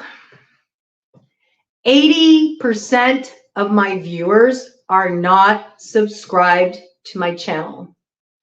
Yeah. This has been consistent. And I'll be honest with you, it's been keeping me in poverty. I'm not wealthy. I got $400 to my name. And I've continued to have $400 to my name. And I continue to go out and do seva, do service, and gift people in the community around me. And it's scary because I'm like, I only have $400 to my name. It's been a big key piece in unlocking the flow of abundance. It's been teaching me a lot. But I've been noticing that every time that I give to somebody else, this is what this is about. I take the receipt from what I spent and I put it in this Virgin de Guadalupe candle, which I already burned down, by the way, in a broad coven candle lighting ritual. Was a long time ago, okay? But I saved it and I was like, I don't know why I'm saving it, but I'm saving it for something. And what I do is I take that receipt and I put it in here and I say, charge it to the game.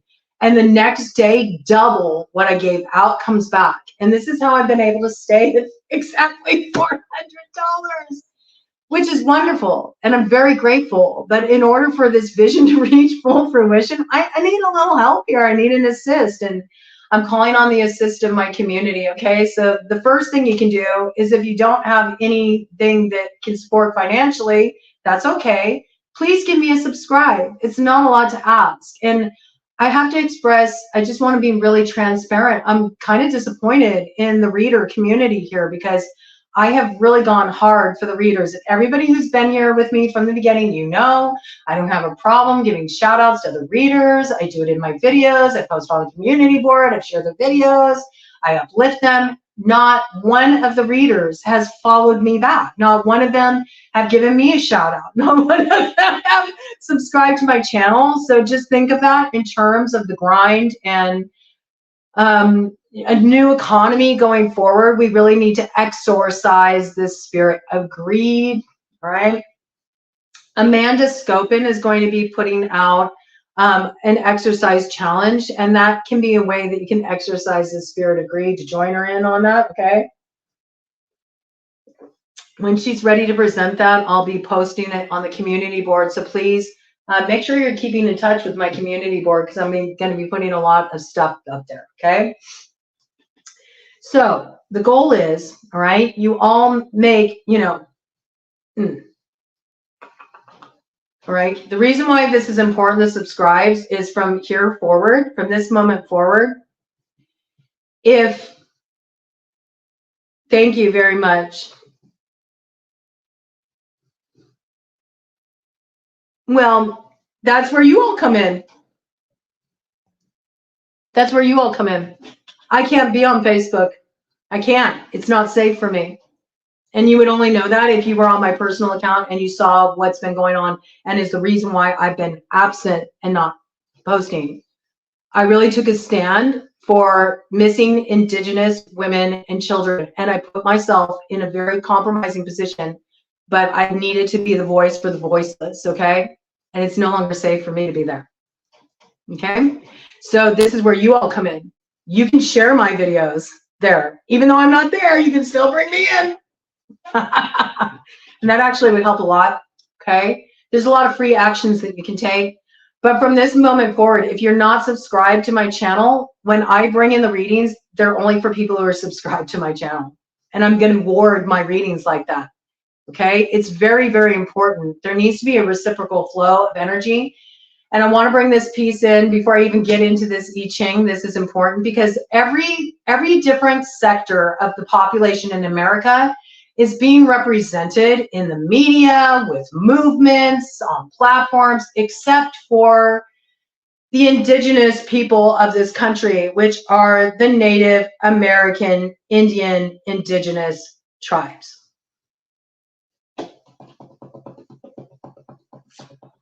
Just let that sink in for a moment.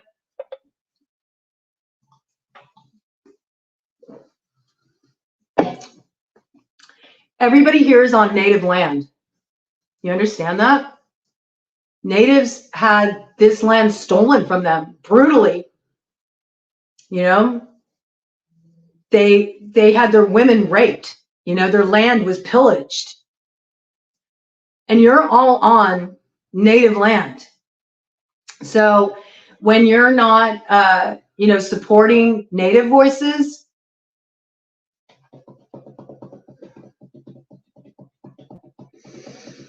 when you're using sage and you're not getting it from an official native retailer, I'm not talking about cooking sage. Okay, you can grow your own sage, that's fine. I'm talking about white sage. That stuff people like to whip out in a bundle, they call it smudging. It's not smudging. Smudging is specific to tribes. Specific. You don't get to call it smudging. You don't. That's cultural appropriation. In fact, using white sage, silver sage is also a form of cultural appropriation unless you have native blood. Facts. So if you want to work with that medicine, you need to be supporting the native businesses that provide that. Not going to some little metaphysical shop, pulling out your sage wand, calling it smudging. It's called smoke cleansing, unless you have been initiated into the smudging ritual. Do you understand? And the thing that's very interesting about the native tribes is each tribe is very different, all right? You can't just say all out,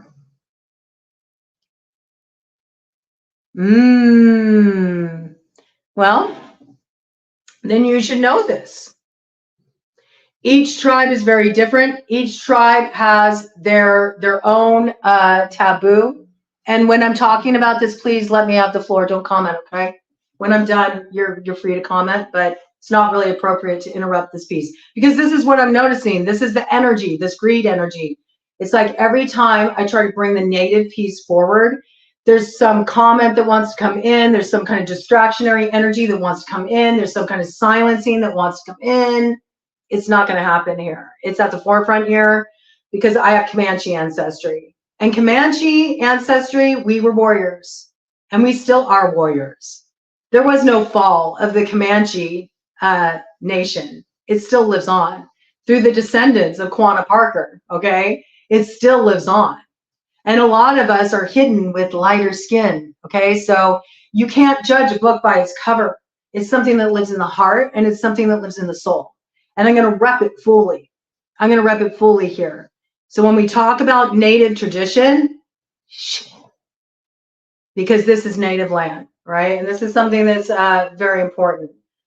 I would like everybody to make, you know, their own, you know, their own coat of arms, just a square, okay? Like, you know, just a 4x4, you know, just a simple square.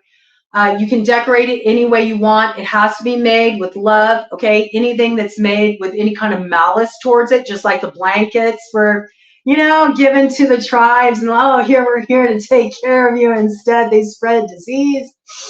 Yeah, any of that energy will be warded against anyway, and it will only backfire against you, okay? So my goal is that I get somebody, I already have somebody in mind, in charge of weaving together all of your collectives, okay, squares into a big living quilt, and it'll be so beautiful. And there'll be a whole movement around that. It's a way to tie together a community in solidarity with a clear vision.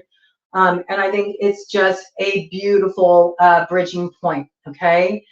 So you can start working on that immediately, and you can take your time with it, all right? In fact, I encourage you to take your time with it. Be very mindful in every little detail that you add to it into your little square, okay?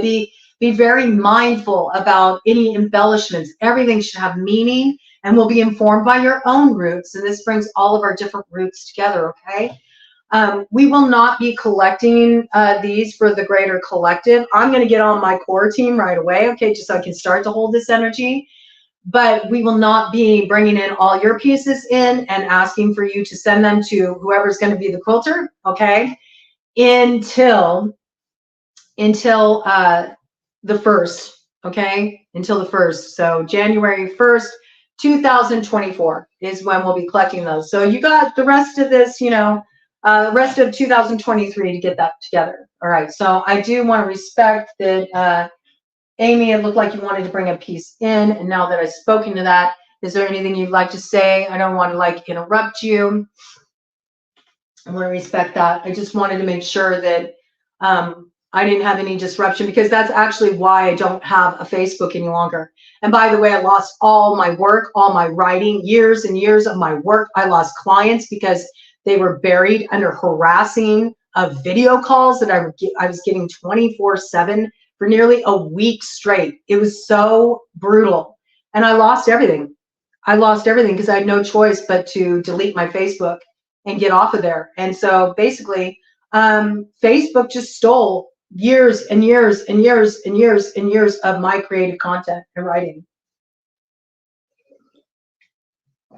It's up to you if you want to continue to be on the platform, but that's why I wanted to make sure I let the native voices have the floor and not be interrupted, because it was because I got all the harassment, because I brought in the piece about the missing Indigenous children and women.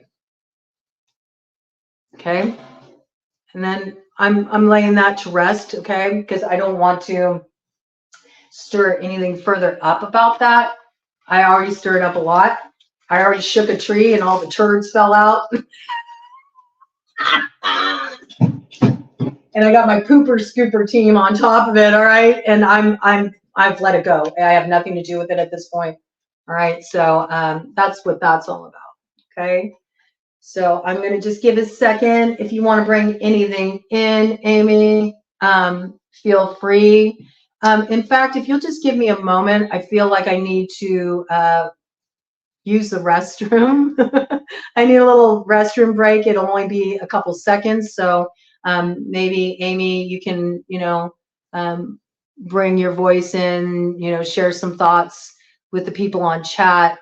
And I'm going to go and do this real quick. And it'll also be kind of like a nice demarcation point so I can get into this I Ching material, okay? So just give me a moment.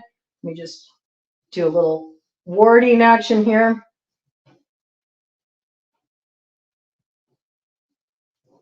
All right. I'll be right back. I'm leaving Ted in here to also hold down the space. He's my fetch. And we're going to let Oshun go ahead and hold that medicine there. And I'll be right back, okay? Right back, just a couple seconds. Just a minute, Ted. I'll be right back.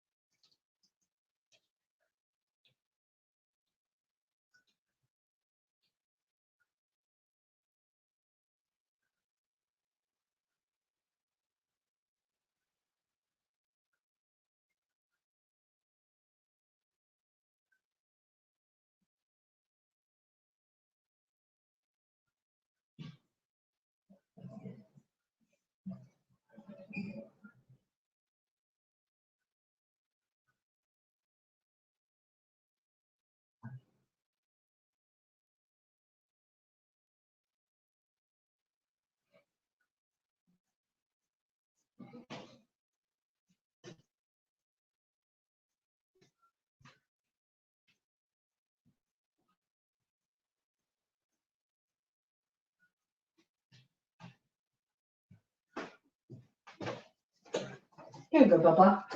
Good boy. Thank you for holding down the space. You go, sweetheart. Okay. I'm back.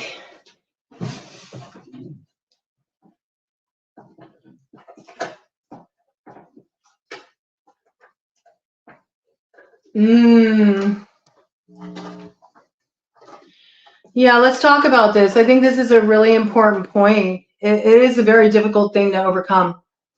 It's actually one of the first areas that I tackled when I was on Facebook. I started tackling all the racial issues because there's a lot of division in this country.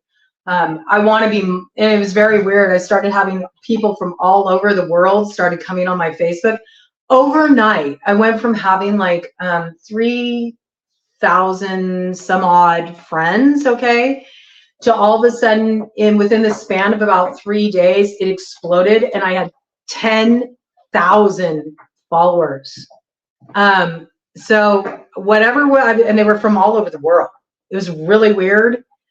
I didn't really understand what was happening. It was kind of disorienting for me. But I tackled like every freaking issue that you can tackle in society, all of it. I brought in all the racial issues, all these. It's all just propaganda, okay? It's all propaganda, and I'm going to bring this.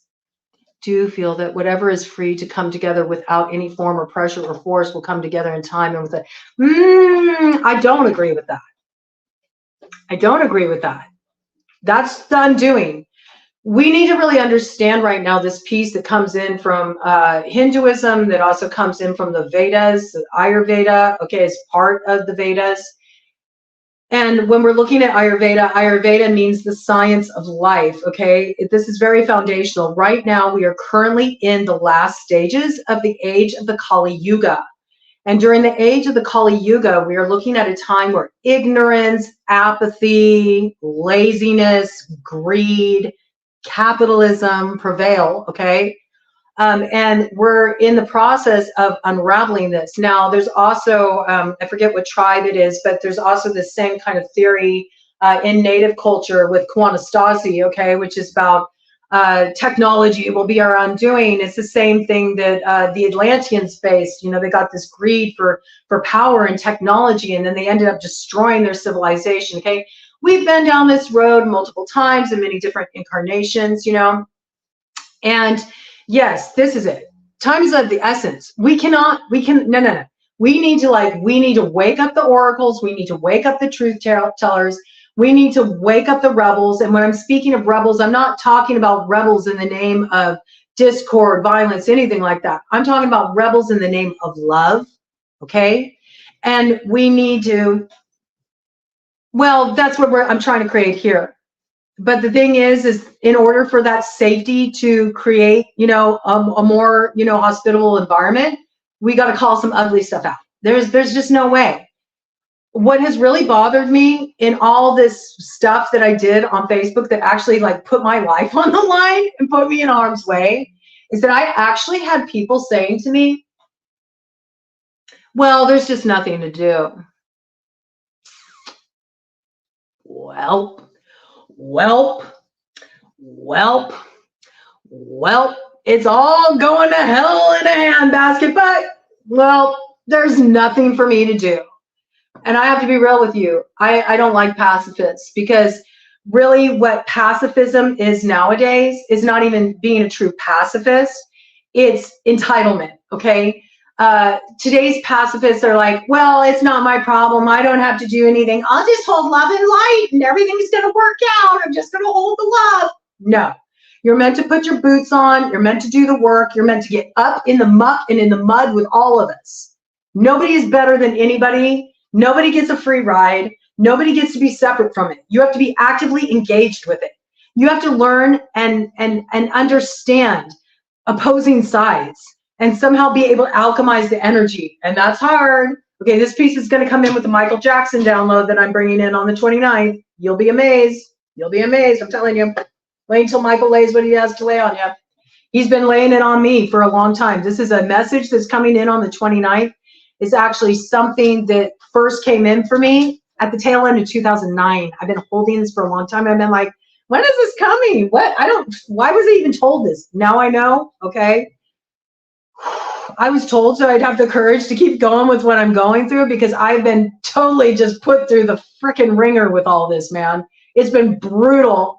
And I've actually had to cut off close friends who also started to harass me.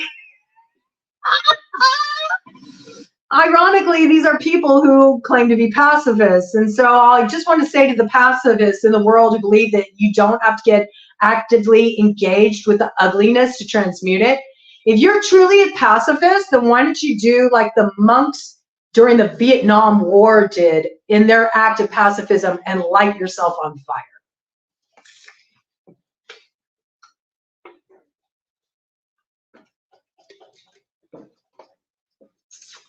Because all I see is a bunch of complaining, FML, whining. This is one of the reasons why I couldn't stand Facebook.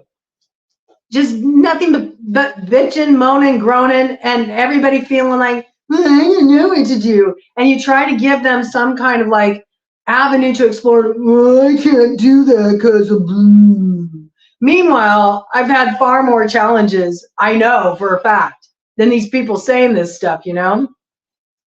Yeah, okay, all right. I'm over it. I'm sick of it. I want to work with people who actually do the work. That's who I'm uniting with here. If you're ready to do the work, cool. But you will be expected to do the work. You'll be expected to educate yourself. You'll be expected to navigate some tricky terrain. You'll be expected to like look at yourself, get different perspectives, have your mind blown. It's not a bad thing. It's a wonderful thing. We should be teachable. And we have a lot of unlearning to do because we've been programmed. But it's time for us to program the algorithm, okay? And do it in such a way that we're programming it with love and an expansion and awareness of consciousness and a new kind of economic mindset that we all can be wealthy. We all can be the 1%. There is enough for everybody. But what's setting everybody back is they have this separateness. They have this division point. And that's what keeps them locked out of the key, locked out of the garden of earthly delight. They lose the keys to the kingdom. And I love this is speaking to you. Thank you so much. Because I need people to get it. I need people to get it. Because I feel like I've been howling into the wind. It's like the idiot wind effect, man. And I feel like I've just been howling into the wind. And everybody misunderstands me. I've actually had people say, I don't know what you're talking, what are you talking about? This doesn't make sense to me. I'm like, what does not make sense to you? It's been so frustrating to me. And let me tell you, I went down a downward spiral of the most intense grief I've ever felt in my life that people can't see and they can't understand. It's heartbreaking. But the reason why I say I don't want any CVID talk around here is because a lot of people got affected by that medicine that they were forced to take. And I'm seeing a huge level of cognitive dissonance in the collective. That is the zombie apocalypse. I've seen people who have known who they are their whole life say, I don't remember who I am. I don't know what's going on. These are people who used to be very discerning. All right, so just touching on that piece. And thank you for being here, and thank you for your support, Amy Lay, because this is like this kind of support I need right now. So let's just go into this. Let's bring this in. Is this still lit? Okay. Let's bring this in. Let me get another. I need more coffee. And let me tell you, do you see my demeanor? My vibe is pretty high, right? I'm in a good mood. I think for a woman that, just a week ago went 9 days without sleep because of what was happening to me on Facebook, the way I was being harassed, I think it looked pretty good, man. I think my energy is pretty high vibing. I had friends that knew me my whole freaking life practically that I said, I need space. I need to rest. I need to like get myself grounded after going through this. They watched what happened. They were friends with me on Facebook. These people kept like texting me. My own friends, the people that are supposed to support me, Ted just said yes. They kept texting me. In fact, woke me up out of my first night of sleep. texting saying that they were worried about me. Am I okay? What's wrong with me? Like trying to seed my consciousness with doubt in what I'm doing, even though I had already talked to them, told them that I was fine, told them I was spending time with family, loved ones, feeling good, solid, just needed rest. Yeah, you got to be careful right now, okay? Because the programming runs so deep that it will pit people against each other. Even people you've known for a long time will forget who you really are, and it's because they've forgotten who they are, all right? So we have a really huge challenge ahead of us. And so this is what I asked the I Ching about, all right? And I'm just going to kind of like go into this now and read what came through for the I Ching. If you don't know about the I Ching, it's spelled I, and then the second word is Ching, C-H-I-N-G. You can use the traditional method, which is casting the yarrow sticks. A lot of people don't know how to do that. Another way you can do it is with 3 pennies. I like this kind of symbolism too, because the 3 pennies remind me of Legba and the 3 shiniest pennies you can find to open the gate. All right, if you know, you know.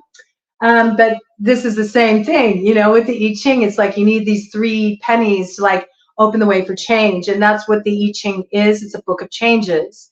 It helps you navigate the changes of life with precision, with clarity. And so this is what I asked last night. I cast the I Ching for all of you. I've been working with the I Ching for a long time. It was first introduced to me by a dear friend, Esmeralda Bishop. She goes by Essie for short, or I like to call her E Pie or Esser Doodles. And we've been friends with each other since like 10 years old. You know, we go way back. One of my true soul sister, forever, forever, forever, no matter how much time, space, distance, like we're so connected with each other in our hearts. And I've been working with this for a long time. I probably started working with the I Ching at the age of 17. Okay, I'm 50 right now, so I'm going to be turning 51 on October, Friday the 13th this year. All right, so I've been working with this for a long time. I found it to be invaluable and extremely accurate. All right, so and do remember, it was used by leaders during the age of Confucianism. It was used by generals, you know, to just sort of like map out the action steps that needed to be taken to have a stronghold. So I'm just going to read this to you, okay, because I don't want to miss a beat of it. All right. So I asked the I Ching what we need to do to move forward toward unity and to overcome these challenges that are creating division and preventing people from really getting on board. Okay, so we got coming through, and I think it's kind of ironic. I think some of you will laugh when you hear this. We got hexagram 45. And hexagram 45 is called gathering together, okay? We also had several moving lines that came through for this, all right? And this is very important. So the moving lines speak to what's either working for or against us gathering together and moving into a place of unity and mutual empowerment, all right? So the first line that we got was at the top, okay? We're going to start at the top. And that is the 6th line of the hexagram. And the meaning of that particular line, it's a moving line, which means this is where change is needed. And so to understand the change that's needed, you have to sort of understand the roots of what's ill or what needs to be addressed. So we had a moving line at the top, which means moans and sighs, tears and sobbing without fault. Groups are not easy for the individual. You may find yourself a victim of burnout. You may consider yourself a loner who can't fit in. Repair your soul. Make yourself seen and heard, okay? Own your voice, bring it forward, speak your truth. Complaining is a way to do that. Kind of like what I'm doing right now, okay? I'm complaining, but I'm complaining in a way that's not destructive. It's creative. Do you understand? I'm illuminating something. If this is done, then it leads to the top line of the 2nd hexagram, because once you shift a hexagram, any of the lines, it becomes altogether new hexagram, which like points the way forward in the direction we need to go. The new hexagram is 37, which I love 3 plus 7 is 10. So we know 10 is the ending of an old cycle, but ending the old cycle with the world brings some type of gift with that 0 energy of numerology that leads to a brand new beginning. What is the new beginning? Family. That's what hexagram 37 is. So if we do this, if we complain in a conscious way by saying, hey, I'm going to use my voice. This is not okay. I need to speak up against this because this is creating division in the world. And I'm for family. I'm for Ohana. I'm for unity, bringing Hawaii into the mix, bringing some love to Hawaii into the mix. You know, we can't come into this place of community, okay? Community. This is another hashtag I have here. It is hashtag in capital I-N, capital N, lowercase, capital I, lowercase n, capital C, lowercase O-M-M, okay, for communication, all right? In communication for unity, all capitalized, right? It needs to be done just like this. You can do this one yourself. Only put it in just like this. And if you see each capital, I'm teaching you how my hashtag system works right now, okay? If you see, and that's why I only want you using the ones I'm putting together, you know, you can do your own, but if you're going to work with my hashtags, you need to do them the way I've outlined, all right? If you see each letter here, I, C, and then unity, it sends a message. It's kind of like, it's programming the algorithm, okay? Look what it says. I see unity. I see unity, okay? All right, I see unity.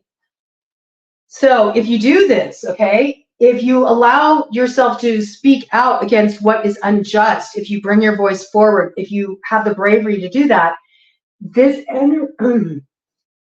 look at this. Something wants to block this. What would want to block this beautiful energy? Are you kidding me?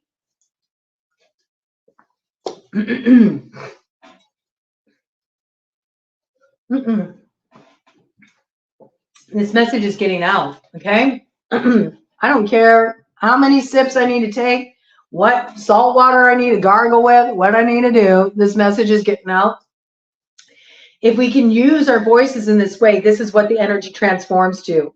Noble one has substance in words and perseverance in actions. Do you see how it transmutes the energy? Okay. The next line that we had moving was the line in the 4th position, and it says, great auspiciousness without fault. Action. Gather around you what belongs with you. This will lead to manifestation. So in other words, find your people. Find your people that are also in your own communities, in your friendship circle, that support this unity consciousness, and cleave tightly to these people because they will strengthen you.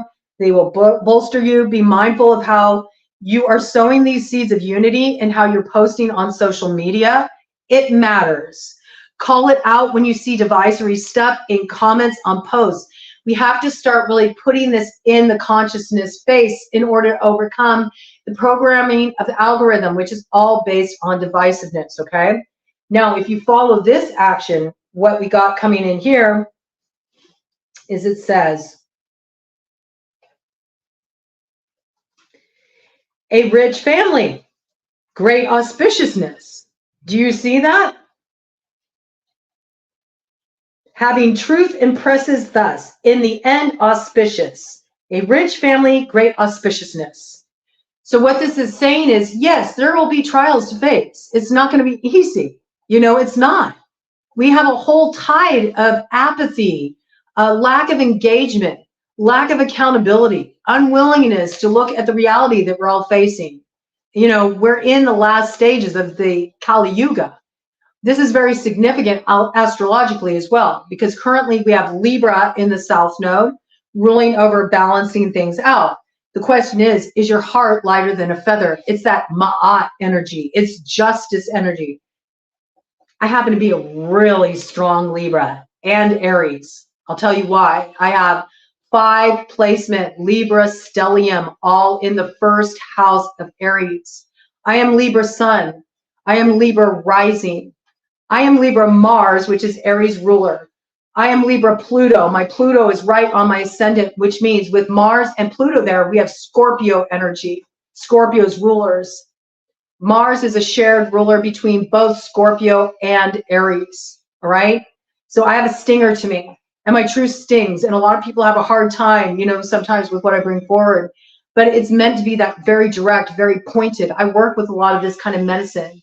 Sometimes in dealing with me, you may feel activated. You may feel like I'm pushing buttons, okay? I'm telling you, it's all coming from a place of love. If you feel like that with me, just don't engage in it. Don't bring division into the space. Don't argue with me in comments or anything like that, please, because then you're going to be working against the energy of unity. Just pull back for a minute, and, you know, take some space for a few days. Just let it sit. I guarantee you, you'll start unlocking some stuff in your consciousness. I've had people go through this with me, and they've said that they'll go like, I gotta leave for a moment. You know, they dip out of my life and they come back like, okay, I'm back. And I hold nothing but love around it, okay? And I've had to go through this process myself. I continue to. As long as I'm alive, as long as you're alive, we're on the wheel of karma, okay? There's no getting out of it. Karma is not going to get you. Your life is your freaking karma. It's your work. Karma means the work that you have to do. So there are no pacifists here, okay? You have to be actively engaged.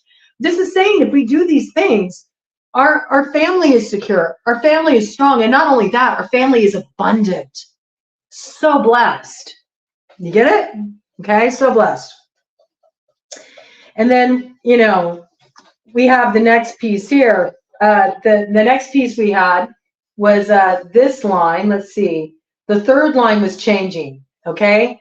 And these two lines, that I'm not talking about them on this page. I have to go towards, this is, you know what side you're on. If you're here tuning in for this, you already know that you're heading towards auspiciousness. You're heading towards a period of fecundity, growth, family, connection, unity. If you're here receiving this, you're on that tip. If you're not, or you're coming late to the game, or you're having an issue with what I'm saying, these two lines are what's coming through for you all, okay? And I have your judgment on a separate page because I didn't want to bring this energy into this fold here. So I'm going to speak to that collective. Those of you who feel that it's okay to say you don't have any responsibility, it's not my fault. Those of you who still are looking at things from the perspective of my side, your side, us versus them, red, blue. I have to bring it in. I do want to make it very clear that I do support anarchy. Anarchy is not what you see on the media. That is purposefully seeded. It's propaganda. Anarchy is not about violence. It is not. It is not about division. It's actually about community, okay? If you want to look at true anarchy, Native American, Indian, indigenous tribes, they have an anarchistic system. You grow food for your community. You help support people in your community, all right? When there's a problem in the community, and communities are formed, you know, with like-minded people, we mind our business, you mind your business, everybody's happy, the land is respected. We all support and nurture each other. If there's a problem in your community, it's handled on a community level. It's solar power. It's sustainable irrigation methods. It's honoring the animals and honoring the earth. This is anarchy. It's community gardens where everybody can be fed. And in fact, there's a community garden in Detroit that does just that. It's at the hub of a neighborhood. And that community garden grows vegetables that feed that entire neighborhood. That's anarchy. So don't buy this BS propaganda. I do not support the whole, you know, red, blue. It's divisory. It's divisory. Look at how many problems it's caused, okay? That's all I'm going to say on that. You do with that what you will. You form your own opinion, okay? That's right. Thank you. There are no lines in the sand. Thank you. That's it. That's it. It's very simple. It's very simple.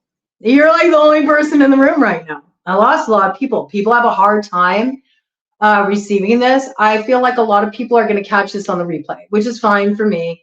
And probably a lot of people are going to want timestamps, which is fine for me. They're going to want to skip ahead. They're going to just want to have just the reading or whatever, which is fine for me. Well,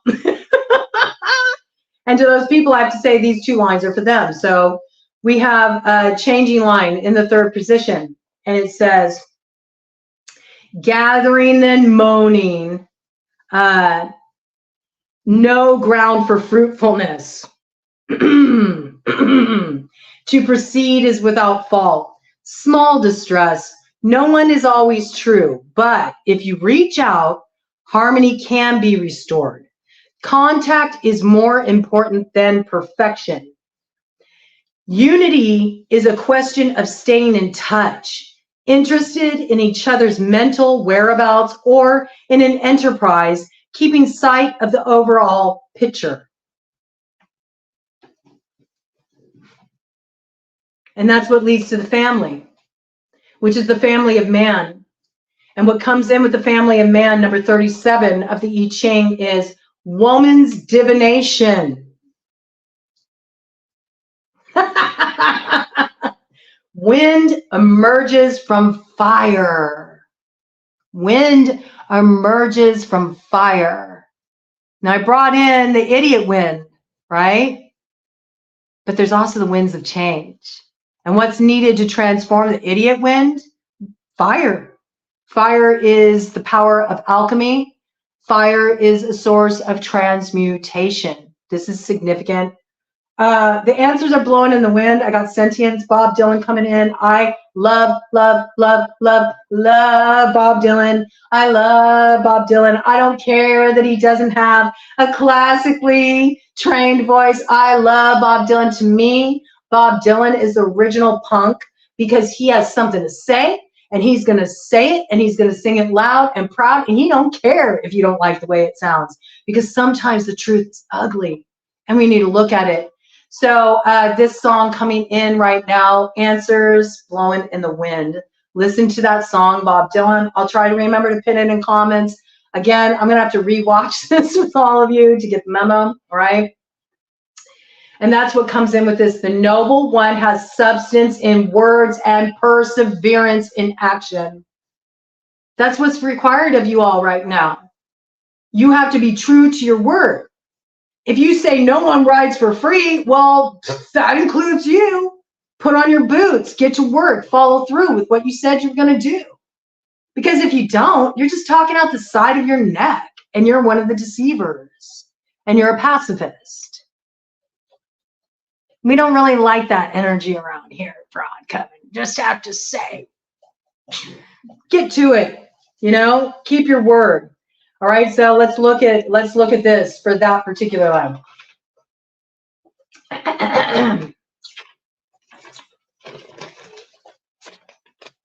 This is the guidance. This is the correction. Okay, for hexagram 37, for those pacifists who think they can just, you know, write checks with their mouth that their hearts and souls can't cash. Like, no, no, no, no, no, no, no.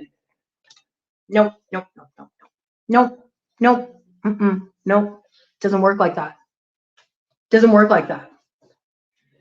For those of you who feel like that, okay, the family people scold with severity. There is regret and discipline. Auspicious, women and children giggle, giggle, ends in distress. When people trust each other, hard words will be no problem. They can be said when necessary and dealt with in an easy manner. Laughter holds up the heaviest loads as expression of freedom and life. I always say, it's something I've said for a long time, laughter is the best vanisher.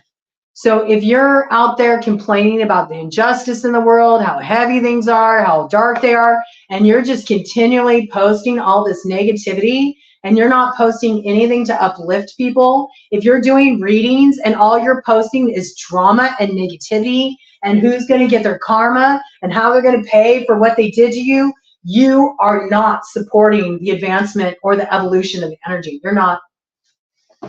You're not. You're part of the problem. We should be uplifting people. We should be inspiring hope. We should be inspiring joy. It's not wishful thinking. It's understanding our roles as creator, and that what we do matters. The words we use matter. What we bring forward matters. And I've watched it. I've watched readers bring conscientiousness to what they're doing, and their whole readings are elevating. They're getting more subscribes. They're getting more support, and they'll certainly get support from me. And I've also seen readers that I used to love, you know, and it's not their fault. It's just that there's so much energy coming at readers right now. So unless you're really on your ish, unless you're really keeping yourself in a very stabilized place, where you're letting love be your lamp that lights the way forward, you're gonna get caught up in this energy. All right. So remember who you are, and remember how important the role is you play. Okay. Very important. Okay. Let's just read this line again. It's an important one. Okay. When people trust each other, hard words will be no problem. They can be said when necessary and dealt with in an easy manner. Laughter holds up the heaviest loads as expression of freedom and life. Laughter is freedom and life. Respect is a matter of what functions with ease and health. Ease and health. If you are dealing with people who are making your job hard, okay, to be an agent of change in the world, if they're putting more on your plate when you're already holding more than your share because they're a pacifist or they're not willing to take accountability, you should give yourself distance from those people, okay? Because your way forward is meant to be of ease. You know, you're meant to feel good, to be in a state of health and vitality because you're aligned with the light. If they want to stay in darkness, that's their choice. You don't have to take it on. You know, get off the cross. We need the lumber to build a bridge. Get over it, all right? I'm not a martyr. I hope you're not a martyr either. And actually, that's where Jesus kind of blew it. I have to say, I love him, but that's where he blew it. He let himself be a martyr. And he should have demanded that these people save themselves, because that's where it's at. And that's where it's at right now. All right. He didn't absolve you of your sins. That's a cop-out. That's a scapegoat. And people need to understand that the Bible is translated from a language that it's impossible. It is impossible. If you really study, what I'm saying is not false.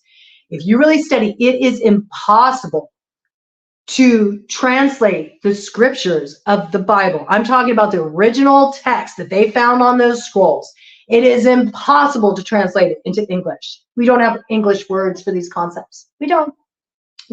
So, you know, Christianity has been whitewashed, and it's actually been very much distorted by a white man. Oops. Okay. It's a book about alchemy. You know, King Solomon was one of God's favorites. Alchemist, sorcerer, actually, but he had to learn how to hold power wisely. All right. So, you know, start paying attention. It even says in the Bible that there's many gods and goddesses, but where do the people fall short? The people fall short when they fall into this place of idolatry. All right. When it's about idolizing a wealth, you know, and looking at it from a greed consciousness instead of looking at it as, no, wealth is a blessing. Money is just a different type of currency. It's a currency. It's a currency. It's a current. It can carry us forward, or it can be our undoing. It's how you used your wealth. And there's many people that are in that 1% that you vilify. They use their wealth to create so much positive change in the world. And I get it. People aren't ready for this message. They aren't because they've been told it's the root of all evil. No, the root of all evil is in the heart of man. And this is what needs to be cleansed and purified, okay? So again, let me repeat this. Respect is a matter of what functions with ease and health, not too rigid from fear, but with wisdom and joy. And it was interesting because in doing my research, this next change in this line, once this is transformed, it leads to a whole new hexagram, which I'm not going to list the name of because I got a little wording around it, but that hexagram means mirror. So big man in the mirror coming through, Michael Jackson, you know, he's asking you to change your ways. You got to look at yourself. Forget about trying to change other people. Continue to exercise self-correction, okay? The more that you do this, the more we all get free. If we all just own our peace, the more we all get free. If you're like, but I can't fix all the problems in the world. No, you can. And that's why you need to get off the cross and let's use the lumber to like build a bridge so we can all get over it. What you can do is you can be the change you wish to see in the world. And that's what sparks the magic to move forward, okay? Then the final line we have that's a corrective line actually opened up this hexagram of gathering together. So we know that where things are not opened up on the proper foundation, there's not going to be any solidity, any strength in moving forward. This is why I felt like I'm howling into the wind. I'm gathering people slowly, you know, Amy Lay Marquez, like holding it down here big time. Like, I have mad respect for you. Being here and being willing to bring, you know, your voice in the mix. But I can tell by your last name that you got roots too, so you get it. You got roots too, so you get it, okay? You understand. And I feel like this is something that's really awakening within the roots first, which is very fascinating to me because I feel like that's why there's so many indigenous voices being silenced right now, because they have so much power at this juncture. And I do want to put it out that I have, it's kind of like my talk show, and I bring in a conversation with the cards. I call it the broadcast, okay? And I've had a few guests on. I am opening up the broadcast to anybody with indigenous roots only. It's time for indigenous voices to have a platform. I want to hold a safe space around that. If you are somebody who has an indigenous bloodline and you would like to come on and have the floor to speak raw, uncensored, anything that you want to bring in, please feel free to send me. And I do not want to hear from you if you do not have roots. This is time for indigenous people to have the floor. I don't want to make this very clear. If you have something, don't ask me what you should bring in. You should already have an idea of what you want to express. Anything goes with me, okay? My job is going to be not to even communicate. The way this will work is that I will symbolically, I'm going to introduce you, okay? This is how it's going to work for those who want to take part in this. I will host it, okay? I'll bring you in on my StreamYard. I'll walk you through it. I'll hold the space. I'll word it. I'll stand up for you. I will field comments, okay? You will have the floor. I will not speak. The only time I will speak is in introducing you and what we're doing. When you are speaking, I will symbolically hand over, a symbolic peace pipe to you. You hold that. While you got the pipe, you have the floor. I say nothing, okay? I say nothing, and not until you say, okay, I've said everything I need to say. Then I'm going to demonstrate what nonviolent communication looks like. I'm going to ask you, are you willing to receive feedback from those who are witnessing you? And you, the indigenous guest, will get to determine if you want to hear feedback or not. And if you don't want to, that's okay. And if you don't want to, then I will officially close the live, and that'll be it, and I'll just leave something for people to sit with, okay? If you are interested in hearing feedback and entering into discussion, then I will make it okay for people to communicate, bring in their questions. I will still not talk, okay? I will simply pop up their comments on the screen so you can see them, and you will be able to communicate in your own words and your own truth what you would like to say back to them. They are not allowed to argue with you. And anybody who argues with you will be removed from the chat. I will really ward this for you. Anybody who breaks the terms of agreement will be removed. I will not suffer trolls, and you will have total protection and a safe space from me. I feel like this is very important, and I feel like it's a long time coming. Look at this. Here comes the blocking energy. I'm telling you, it's so prevalent.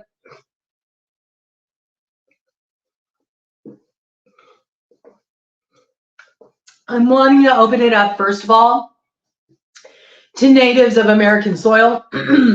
This includes if you are Mexican.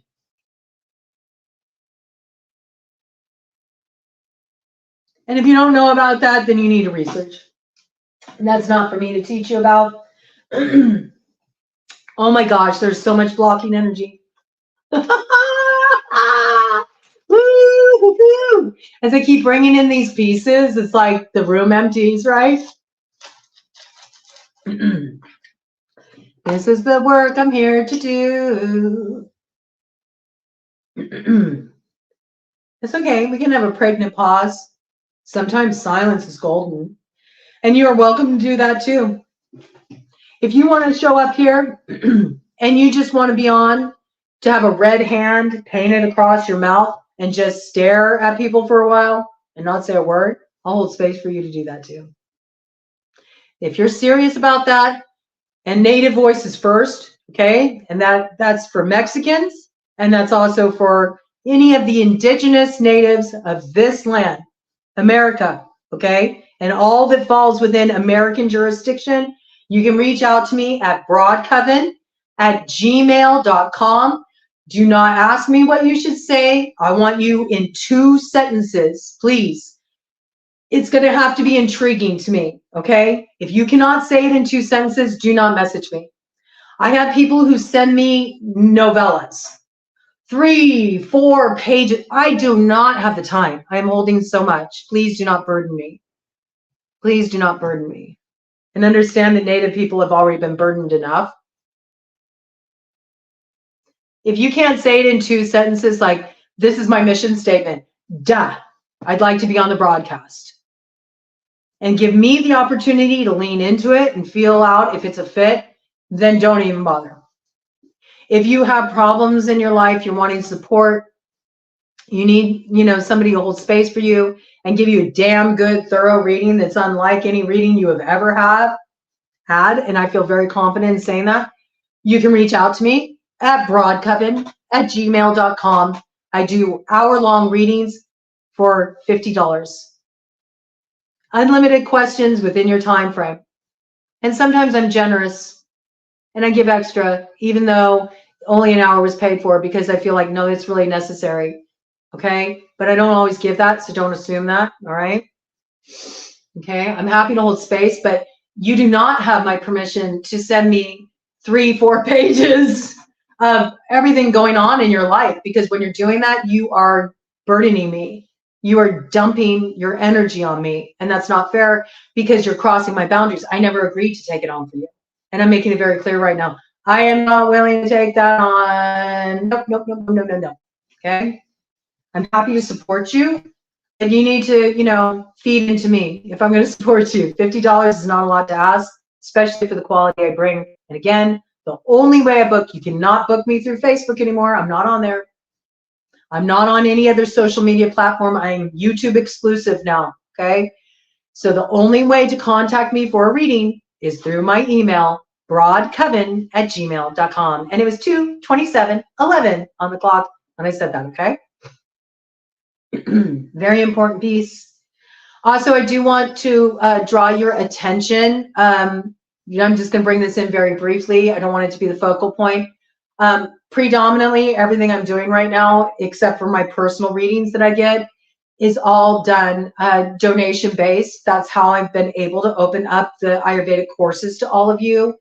So every donation that you send through to me, it really benefits what I'm trying to bring forward here. It allows me to continue to give so much, okay?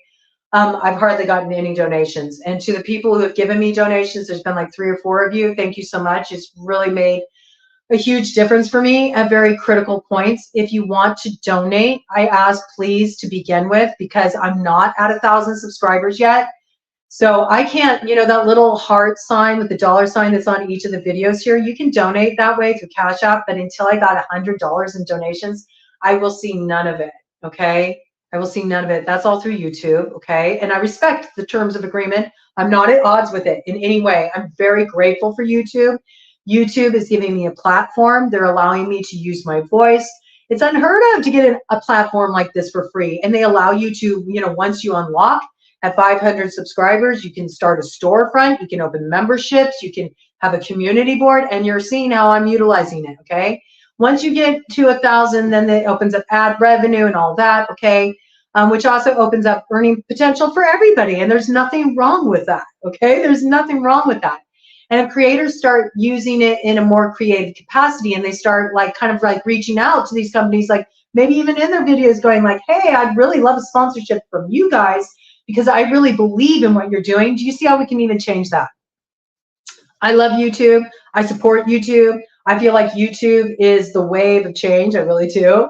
I feel like we, the people, raising our voices in what we believe in, standing in solidarity, we can shift this thing. We can shift this algorithm in a big way. So I 100% am on board with YouTube, right?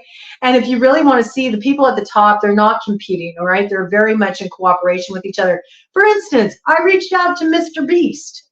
He's like one of the top YouTubers here. I'm just small potatoes. Look at me, 500 and some odd subscribers. Well, he says at the top of his page, if you connect with him, he'll give you a cookie. You know, if you subscribe, you'll get a cookie. I subscribed to him a long time ago. I never got my cookie, but I didn't hold it against him because I know being at that level and things fall through the cracks, and you know, you're only as strong as your team is on top of it as they are. It's really hard to keep track of everything. But Mr. Beast, I love his channel. He does a lot of funny stuff and really cool stuff, but he does a lot of philanthropic work. Yeah, he's at the top of the game, and he gives back so much. So I just thought, what the heck? I don't care. I have nothing to lose. So I reached out to Mr. Beast and was like, hey, Mr. Beast, you know, I subscribed to your channel a long time ago. I was promised a cookie, but I never got one. How about you give me that cookie now, and I'll make you a sandwich. And I put a little sandwich emoji for him. He gave me a cookie. He gave me a cookie.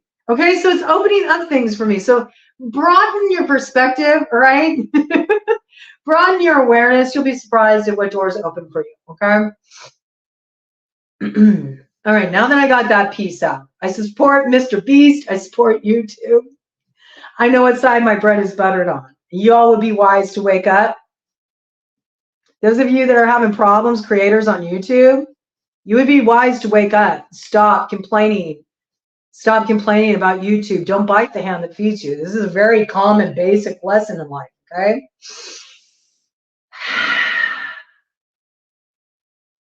Which brings me to the first line. You know, the beginning is only as strong as its foundation, and that's what we're resetting right now with this live today, okay? The first line in need of correction.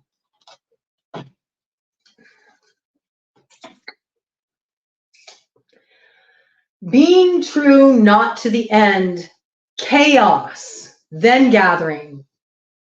Like when crying, one handful restores laughing. Do not worry, proceed without fault.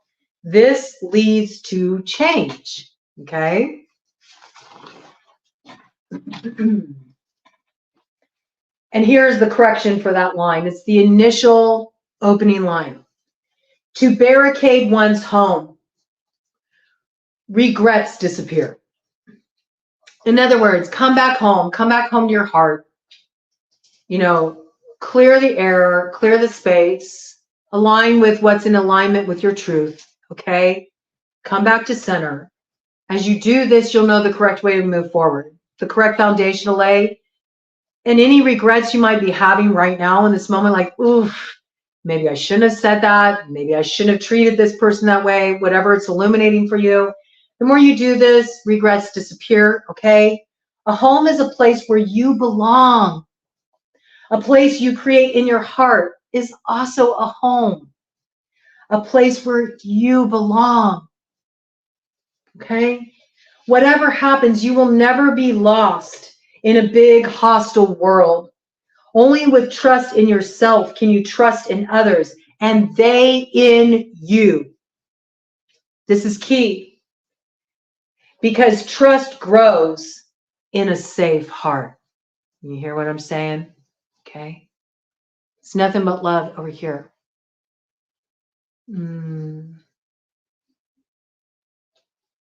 I love this. And I'm doing the same thing. And that's why you're aligned with me. That's why you're aligned with me. We're both howling into the wind. Well, you know what else howls? Wolf howls. And wolf in, you know, my tradition is the pathfinder. You know, helps you find the way forward. So, you know, we may howl alone at first. We may howl alone at first, but, you know, eventually others will join, because that's what wolves do. That's how they get into communication with each other. They howl, you know, no matter how far they are, they can howl to each other. So maybe we should start something with every full moon. This is official. I'll have to write it down. Oh, no, I got a pen right here. Every full moon, a broad coven, just to start to form solidarity On every full moon, let's all go outside and just howl at the moon as a way to kind of raise our voices and reach out to each other. I like this. It's a beautiful way to bring our energy together in a creative, playful way. It also invokes wolf spirit. And I additionally will sing a song using the energy of your howling on full moon that's within my tradition. I'm not going to share it here because that's special to my heart, but it invokes wolf totem. Okay, so I'll call that in. Howl at full moon. Howl at full moon, Broad Coven. Okay, just go outside, stand under that full moon and howl. Okay, so we got the next one coming up, Supermoon, on the 29th of September. All right, I'm bringing in all my downloads and stuff on the 29th, coming up in just like a week here. Okay, I'm bringing that all in the day because I want to have the evening free to like howl at the moon and like work this magic of bringing our energy of unity together. Okay, so I'll put up some posts about this. After today, I'm going to be putting up a few other things today, and then I'm going to take off another week, okay, until the 29th, and just let this energy kind of sit in the cauldron of Dagda, get things cooking. Hello, Coraine. I hope I'm saying your name correctly. Please forgive me if I'm mispronouncing it. Wonderful to have you here. Thank you for joining. Love that you're bringing the cat medicine in. And actually the cat, that cat is reminding me of Bast energy. Bast is an Egyptian cat goddess, and Bast represents play. Play and pleasure. Okay, so this is a big key for moving forward. Play and pleasure. We need to add more lightness to the world. Okay, so thank you so much for being here. I really appreciate you being here. All right, so enough of this corrective stuff, right? Okay, that's the correction. It's pretty simple. All right, I want to just speak to a little bit more of this that came in. Make sure I covered all this, okay? The judgment again is of this overall hexagram that came through. If you get yourself corrected, you get yourself back in the light, is having truth impresses thus, in the end, auspiciousness. A rich family, great auspiciousness. Why wouldn't we want this? We all can eat. There's an endless supply of abundance. The haves, the have-nots, that's a division point. It's not true. It's an illusion, I promise you. Once you shift your consciousness, you will understand this. And that's what I'm working for here. Everybody eats at Broad Coven. You're going to see. Watch what I bring forward. You're going to see, okay? If you would like to support Broad Coven in continuing to bring forward donation-based panchakarma every spring, I'm going to come out of hibernation as a body worker and get back to doing a donation-based panchakarma, one recipient. You need to understand that in the United States, it costs thousands of dollars to receive a panchakarma. Why? Because there's so much involved. You have to have a team of practitioners working with you. You don't just have one set of hands on you in panchakarma. You got like 5 sets of hands on you in panchakarma. Picture body work like that. It's a beautiful experience.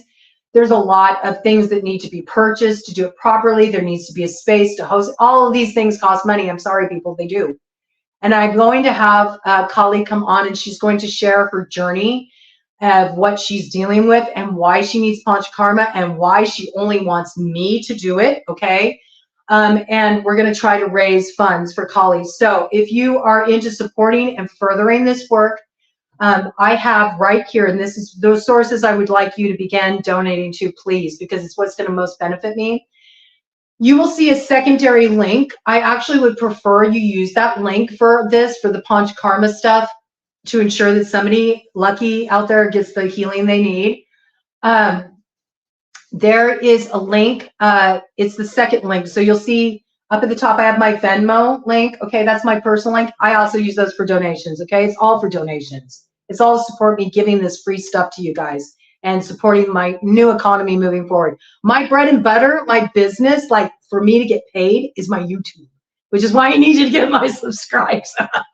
And I hope you will take part in my memberships and my offerings here, because then you support YouTube, you support me, you support the other creators on this platform, all right? See how the way it all feeds into each other? Okay. My second link there that I have, so not the Venmo one, the second one, you have to click on it to get access to it. It's my Cobra's Medicine Bag link. It is a donation only link. It will lead you right there to the page. You'll feel confident in making a donation. I have it set up that way. If you feel, guided to give anything, I don't care if it's $1. It's an energy exchange. I would be so grateful. It will really help further support the work. That being said, I'm not going to beg for it, okay? Because it has to be something that's just purely be motivated by your heart, that you want to see more love, healing, and unity in the world, right? So interesting that this piece came in right here, because this is further the guidance that came in with gathering together, hexagram 45. Interdependency, people coming together because of a shared ideal.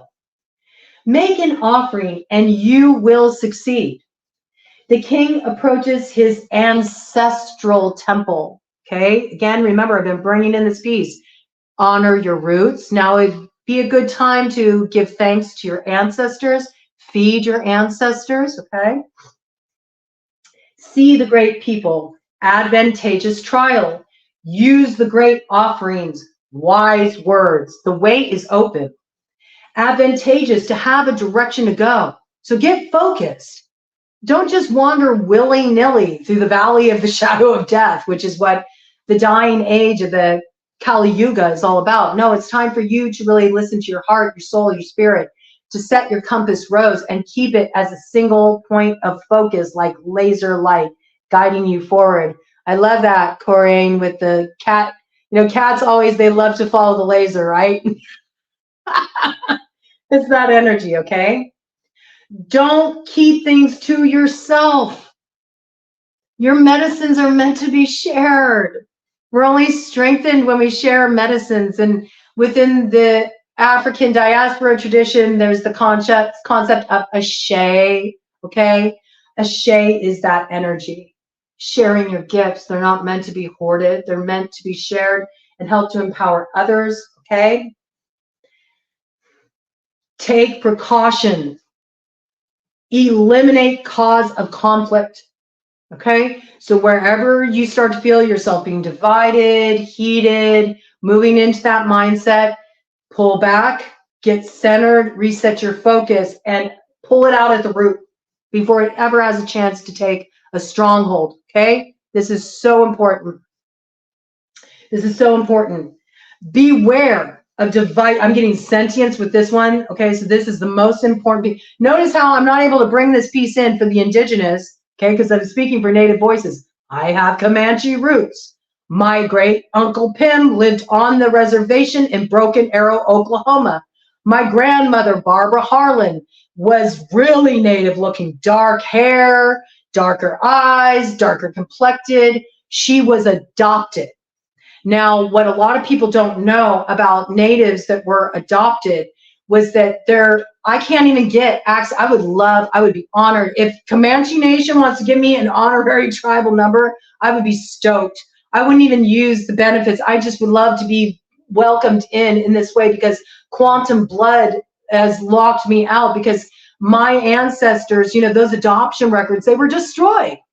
I have no way to prove, and I'm sorry. I know you'll relate. I know the native tribes will relate.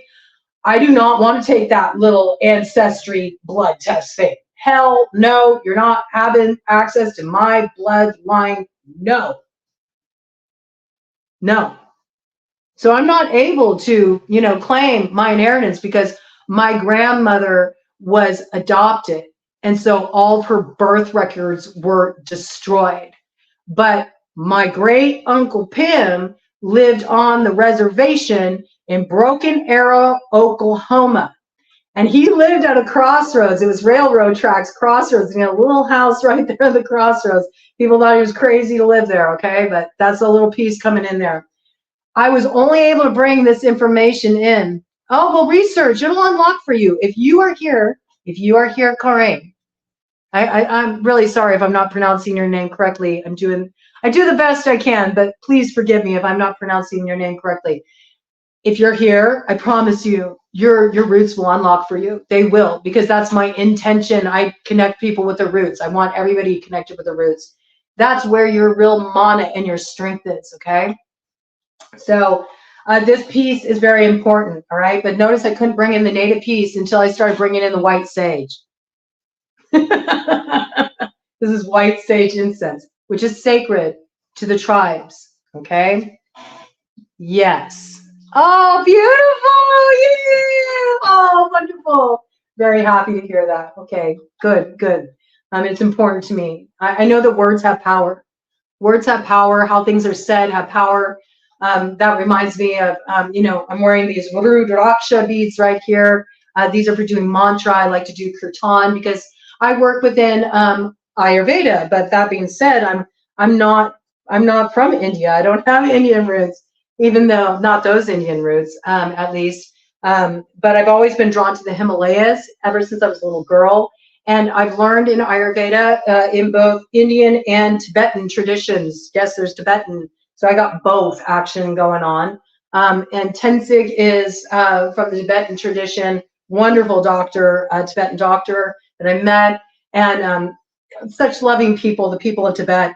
I got to meet him at the Dhyana Center. He was my teacher in Ayurveda, Dhyana Bhatdorf's teacher. Okay, he has a big like school, everything in India. So I go roots Ayurveda, and he brought over all these lovely people, from Tibet. And I was in the hall one day, and I was like just singing all these mantras, and they were looking at me like, "What?" And they actually approached me, and they're like, "How do you know how to pronounce this?" I'm like, "I study," and I've had multiple people tell me they were surprised that I knew how to pronounce. And it's funny because I've talked to some people before that are like, oh, it doesn't matter how you pronounce the mantras, it's the intention that counts. No, it matters. It matters. It's the toning of the correct pronunciation of those mantras that unlocks the power of those bija seed sounds. They're activating points that create manifestation. And it is said that every single little bija seed sound, which is just merely a syllable, okay? Mantras are a language all their own. They're a communication all their own. Every little syllable unlocks all the wisdom of the Vedas, all right? So pronunciation matters, words matter, spelling matters, and this goes full circle. Here we come back to Christianity. First, there was the Word, and the Word was God. It's all interconnected, okay? No, I wouldn't get a DNA test. You don't need it.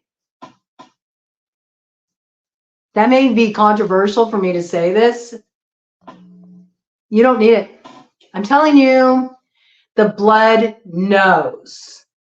The blood knows. Just set your intention, Amy Lay Marquez. Set your intention. Say, I want to know my bloodline. Please guide me. I promise you. Everything you need will show up. The right teachers will show up. Clues will show up. And you'll know you're on it, okay? When you feel it just reverberate in your soul. You'll know you're on it when you got like instant manifestation, okay? All right, so let's bring, I don't recommend this because when you do this, these DNA tests, your bloodline information is being harvested by certain entities that really shouldn't have access to that information. And that's all I'm going to say on that. I have to, some of this shit that I'm talking about, I have to be aware of how I talk about it, okay? So if you don't understand what I'm saying, you're going to just have to wait until it dawns on you. I don't know. I have to be aware of my own well-being, you know? It's very, very important. I don't recommend this. I don't. I also don't recommend anything that requires you get a little prick, if you know what I mean. I don't. And the native indigenous tribes pretty much uphold that too, okay? I'm just saying, just moving forward. Okay, just moving forward, it's very important. Okay, so let's talk about this piece. All right, let's talk about this piece. So it has the floor because it's not wanting to come in, but I wanted to hold space for what you're bringing in there. Okay, But this blocking energy is very prevailing, so we got to overcome it. And then after I bring in this final piece, again, I have to go and use the restroom, so I'll take just a thank you. You're on it. You're on it, Amy Lay. I'm not going to put it up here. But yes, you're on it. Same. It's actually why we're dealing with some cognitive dissonance right now in the collective, for real. A lack of compassion, a lack of empathy, laziness, entitlement, greed, disconnection. It's because of this. Okay. I'm working on something for it. I'm doing some research, as are people in India. Ayurvedic doctors are doing work on this right now, and they feel pretty confident that they're going to arrive at a solution by the end of this year. One of the doctors tried to put this out, and their video was taken down. It wasn't put on YouTube. It was put somewhere else. Okay. So the blocking energy is real out there, right? Be mindful. All right, let me bring in this final piece, and then I'm going to take another restroom break. And you know, anybody who's in the room, if you want to add comments or whatever, I'll come in and look. I'm only going to be out just a second, but I definitely need to go. I can feel it before we head into the final stage of this, okay? Because we're coming to the end of this part here. I'm going to repeat that came in before all this. I think it's significant. Just really drive the points home, okay? Don't keep things to yourself. They're meant to be shared, okay? Take precautions, eliminate causes of conflict, beware of divisive tendencies, envious behavior, selfish motivations, cooperate with others on all levels. Now, this is the image you need to have in mind to really hold as a focal point at the forefront of your consciousness for us to move forward in an empowered way. Resources assembled, all right? Resources assembled. I encourage you to, wherever you are, when I go on my little bathroom break, write that down. Resources assembled. Put it up somewhere where you see it all the time. It will unlock this piece and put it in a seed in your consciousness that I'm bringing forward right now. Gather, assemble, collect resources, bunch, call together, concentrate, collect, unite, inspire fellow feeling, come to someone's aid, crowds, multitudes, dense vegetation, a time when great offerings bring great reward. Inner devotion provides expression of spirit. I see unity in community. Okay? That's the memo. That's the memo. I'm going to go and take a break. I'm going to get Ted another bone because he's being a really good boy, holding down this space. And then I'm going to bring in the closing of our time. I don't even know. You know what? I was thinking about pulling tarot cards, but I feel like with everything that came in is just so perfect. I don't want to disrupt it. Okay? So I'm going to be bringing one final piece in, which is the White Light Oracle. And I already got a card, and I want to explain how I got this card, but give me a moment because I need to gargle with some salt water just to clear my throat chakra. And I'm also going to go and use the restroom real quick and get Ted another milk bone. All right. So give me a moment and I'll be back with you. And you all can hold it down in the chat, share your thoughts, and we'll speak to it when I'm back in just a second. Be right back. Just a minute, Teddy Dave. You're being such a good boy, Ted.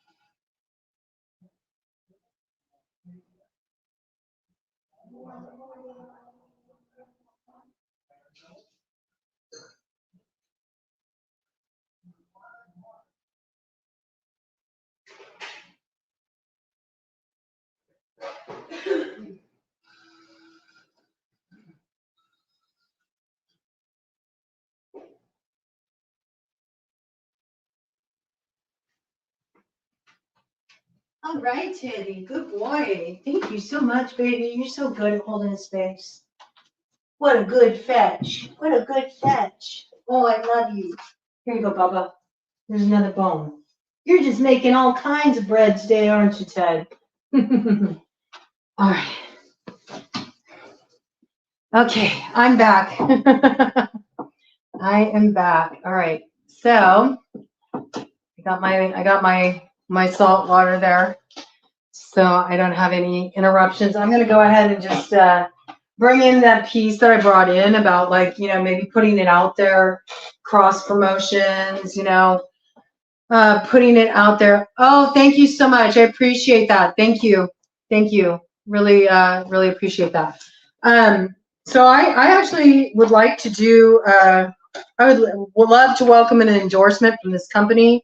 I'm not currently endorsed by them. I don't have any kickback for this. I'm just putting this out there because when I open up my memberships with the tech membership level, which is only going to be $5 a month, and you'll get all the support in building your own platform here on YouTube. And also, if you want to know how to build your own website, I'll bring in that information too. And you can learn from everybody on YouTube. So this pours back in, it funnels back into the creators on YouTube, all of the tech crew. Okay, I've followed a bunch of your channels. I've subscribed to a bunch of your channels. I've used your information. I've used it to self-teach myself how to build a website. And if you go to cobrasmedicinebag.com, you will see the website I built. I did that all from being taught YouTube tutorials.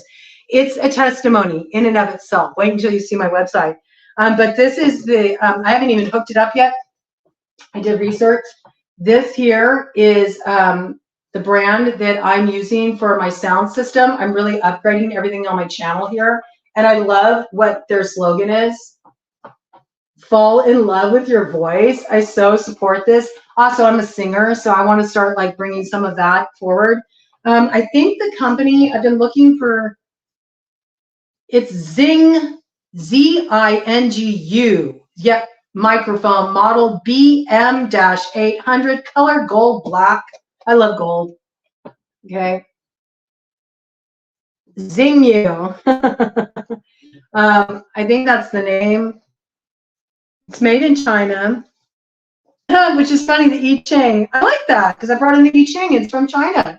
So it kind of like brings a little energy of that in. I actually like this. Let me see if I can find any other information. Really, it's this, I did a lot of research, and this is known as, hello! Yay, Miss Jenna! This is one of my core people. They're on my core team. This is the lovely Jenna Vincent, who is just a phenomenal love warrior, okay? I just love this so much. Yes, this company is called Zing-U. I'm still giving you a big up, but in my particular, yes, you did. Of course you made it. But I just want to say here that whether you choose to endorse me or not, Zing-U, I'm going to give you a shout out because This is going to be the starter sound kit that I'm going to recommend for those who want to begin a YouTube channel with my first tier in my memberships, which will be up by October 31st, just in time for Yule, because Yule starts, actually preparatory for Yule starts on the 13th of October and officially gets launched on October 31st here at Broad Coven. So we're going to spend extra time building light in the world, because I feel like the light it's in need of a boost right now, okay? Like I said, I'm over the spooky stuff. I don't need any more of that. So Xingyu, I'm going to tell everybody that they should fall in love with their voice, and I'm going to recommend your starter kit, because I really did my research. I did research online. I looked at customer reviews, and this is known as kind of like the best starter kit for people who are just getting their, legs on YouTube, video creators, and it comes highly recommended. So yeah, so that's what's up. That's what's up. And again, making the world a little smaller, in terms of world issues, I would say it would be best if everybody just started minding their own business, right? America needs to take care of America, let other countries handle their own affairs, vice versa. All right, that's something that really came forward very strongly on Facebook, and what I dealt with. It's just like, look, I had so many foreigners, come onto my my platform, and they were like wanting me to fix their problems. I'm like, I'm here to help Americans navigate this. Like, it's time we stopped, minding other people's business and focused on the problems that exist in our own country. And I think that's just a general good way forward for the world at large, right? Okay, so speaking of Yule, I already got a Yule tree up. It's a very special tree this year. I'm going to be posting a video of it later for all of you, just so you can see it. But it uses the cards of this particular oracle. I actually used all of the cards and I put them on the tree. And the oracle I'm talking about is the White Light Oracle, okay, by Alana Fairchild. And this, I put them all on the tree like this side out. So it's wolf spirit, it's wolf totem. Wolf totem is the pathfinder. It will help light your heart, give you a sense of direction. Look at those cardinal points emphasized here. Libra South Node, Aries North Node, I'll let you research the other two cardinal points. I know what they are, but I want you to start educating yourself. This is an important piece, okay? Wolf will guide the way forward, helps you pick up the scent of the trail, helps you drop from your head into your heart, which is the longest journey you will ever take, as said by the Sioux prophecy, okay? It's a Sioux proverb, all right? And this is about you finding your direction through the compass rose of your own heart, and wolf will guide. So my tree, and you're going to see it. I'm going to post a picture, not a picture, a video of it for you all later today. It'll be up before I go to bed tonight. I have a couple of videos I'm going to post for you, okay, before I go to bed tonight. They're short. They're really short ones. So just little snapshots, and you're going to be like, whoa, this is kind of interesting, okay? We're going to have fun here. Wolf will help you find the path forward, okay? So this whole deck, except for this card, which I got for you now because I pulled it off of the tree, all right? This is what I'm going to do. Randomly, every day, I'm going to go and I'm going to ask Wolf Totem, what does the collective need to know today? Now, it may not be daily. It may be just when I feel called to do it. Maybe just when I want to deliver a message to all of you. So I think I'll probably start this on the 29th, okay? When I'm going to get back to, kind of being more officially present. I still need a little time for rest and reintegration. That's why I'm being so generous with the live today. I'm going like really above and beyond. We're over the 3-hour mark on this live, okay? When I go live, I go hard, right? I spend a lot of time with y'all. So I have the message for you all at this time that will really help root you in this work. And I'm going to share it with you in a moment here. I will read the direction, directions. Maybe they are a direction. Maybe it's her directive, but I'm going to read in her words what she said about it, but I'm going to alter her words because I read through the message in her book and I'm like, no, that's not expressed the right way. That's not said the correct way. That fosters division. So This is a key for you in using your discernment. I'm not going to point out the divisory parts that are in the writing, and I am in no way casting any shame or judgment. I mean, just look at the beauty of this art, okay?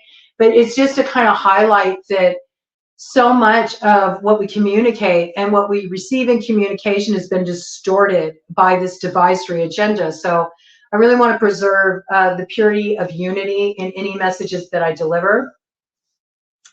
And then I'm going to lead you through a meditation, okay? Just kind of anchor it. I'm not using her medicine for that. I'm using the medicine from Cobra's medicine bag, okay?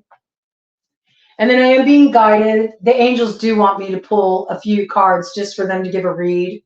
So we'll bring the angels in at the end, okay? We're in it for the long haul. I'm glad you made it, Jeff.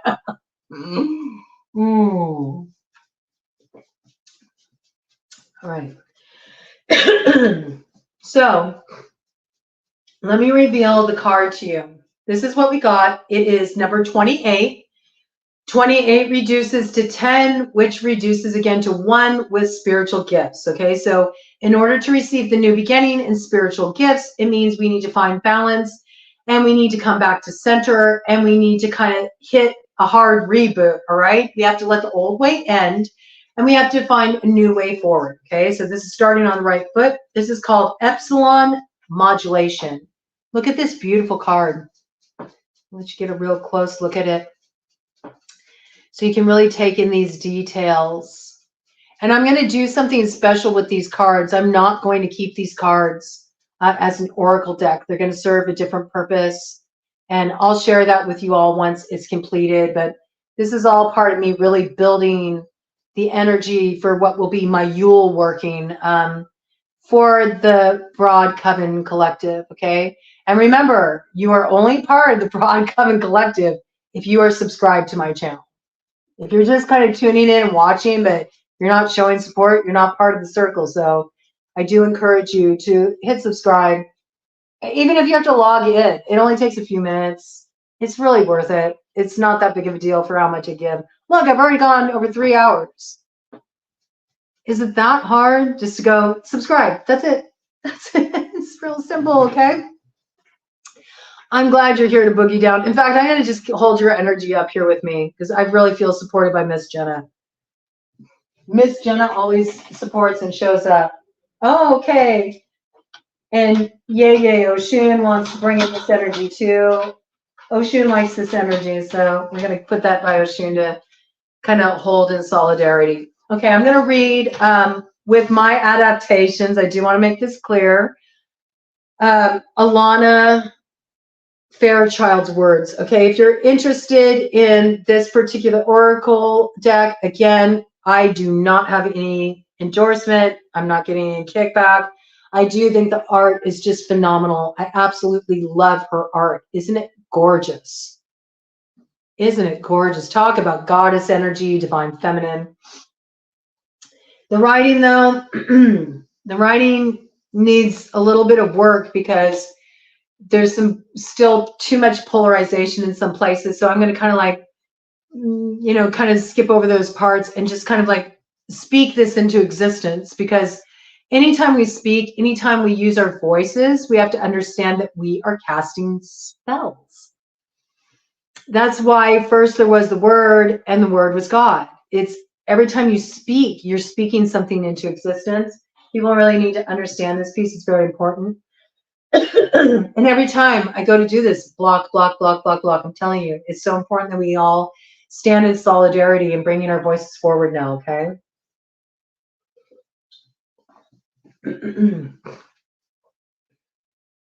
All right, collective, Broad Coven Collective, those of you who subscribe to the channel, this is your message right now. This is the work for you to do.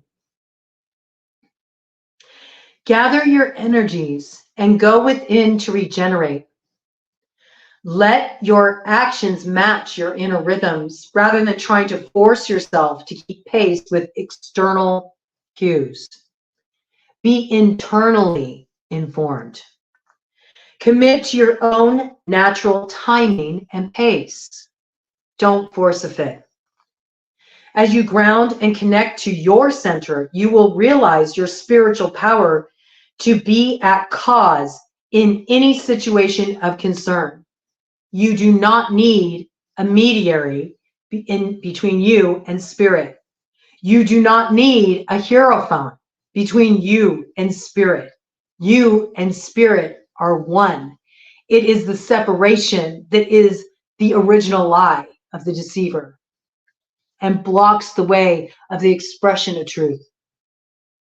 That was on their messages coming in. It's not me, okay? Spirit wants to make some adaptation to this message coming through, so I'm letting Spirit have the reins here, okay? You have such goodness and light within you. Let go of shaming or blaming. Embrace the spiritual beauty within you now. Okay? Reaching inspired spiritual heights requires commitment to developing powerful, deep roots. Ashe. A mature, creative offering takes longer to produce than that which is ephemeral and swiftly supplanted by whatever is next. In other words, forget about what's trendy. Maybe it takes time to gather a following. I've been at this working really damn hard. You see my following? It doesn't look like much here on YouTube, but on Facebook, literally overnight, I had over 10,000 people tuning in for what I had to say. So it's an interesting perspective, okay? To embrace the patience required for such building, surrender the need for immediate gratification. We must become so confident in the authenticity and value of our process that we are not in need of external evidence to bolster our courage. It's the fire test of truth. That's what it truly means to have faith. It means you believe in something so powerfully that even though your outside circumstances seem to defy the success of what you're trying to bring forward, you hold fast to it anyway. Because the work is its own reward.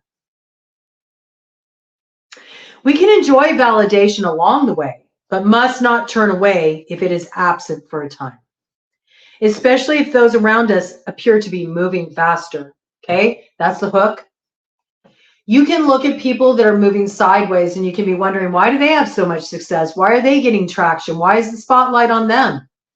They're contributing to divisiveness in the world. Just hold fast, trust, and still hold fast to those people as well. Be grateful that they do have a platform, because maybe if they have platform and attention, maybe if we put enough love and light into the world, maybe they will get activated and awakened too, and then their voices can really have power to affect change, right? Then it opens the way for those of us who are like, we're here in the muck and the grind, trying to find a way to be heard, recognized, okay? So the true, spirit of unity can come through. With such confidence and courage, we will be open to deepen and slow our breath and our restless nature and allow for the inner workings of our souls to manifest beautiful healing magic. This oracle asks you to ground yourself, believe in your potential, commit to your path, and be patient so great things can happen for you. Although the flash of stunning insight happens in an instant, it follows a complex orchestration of purification and preparation. There is genius in patience and perseverance. Hello, hello, hello, hello. Oh, you know what? Much respect. I appreciate the course correction with the name.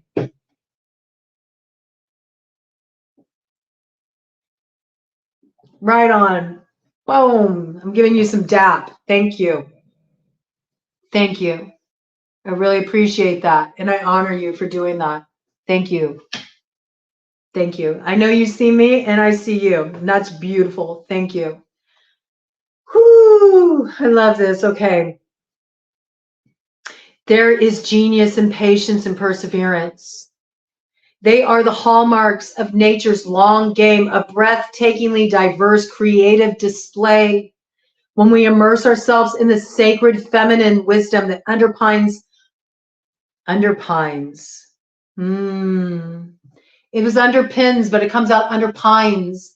And then lets me know that like the mother is just pining for us to remember her, you know, to honor our roots. The roots are buried deep in Mother Earth. Yeah, there's Father Sky. All right, y'all focus on the Father, but you forget about Mother Earth. And then you wonder why the crops wither. You wonder why the fruit spoils on the vine.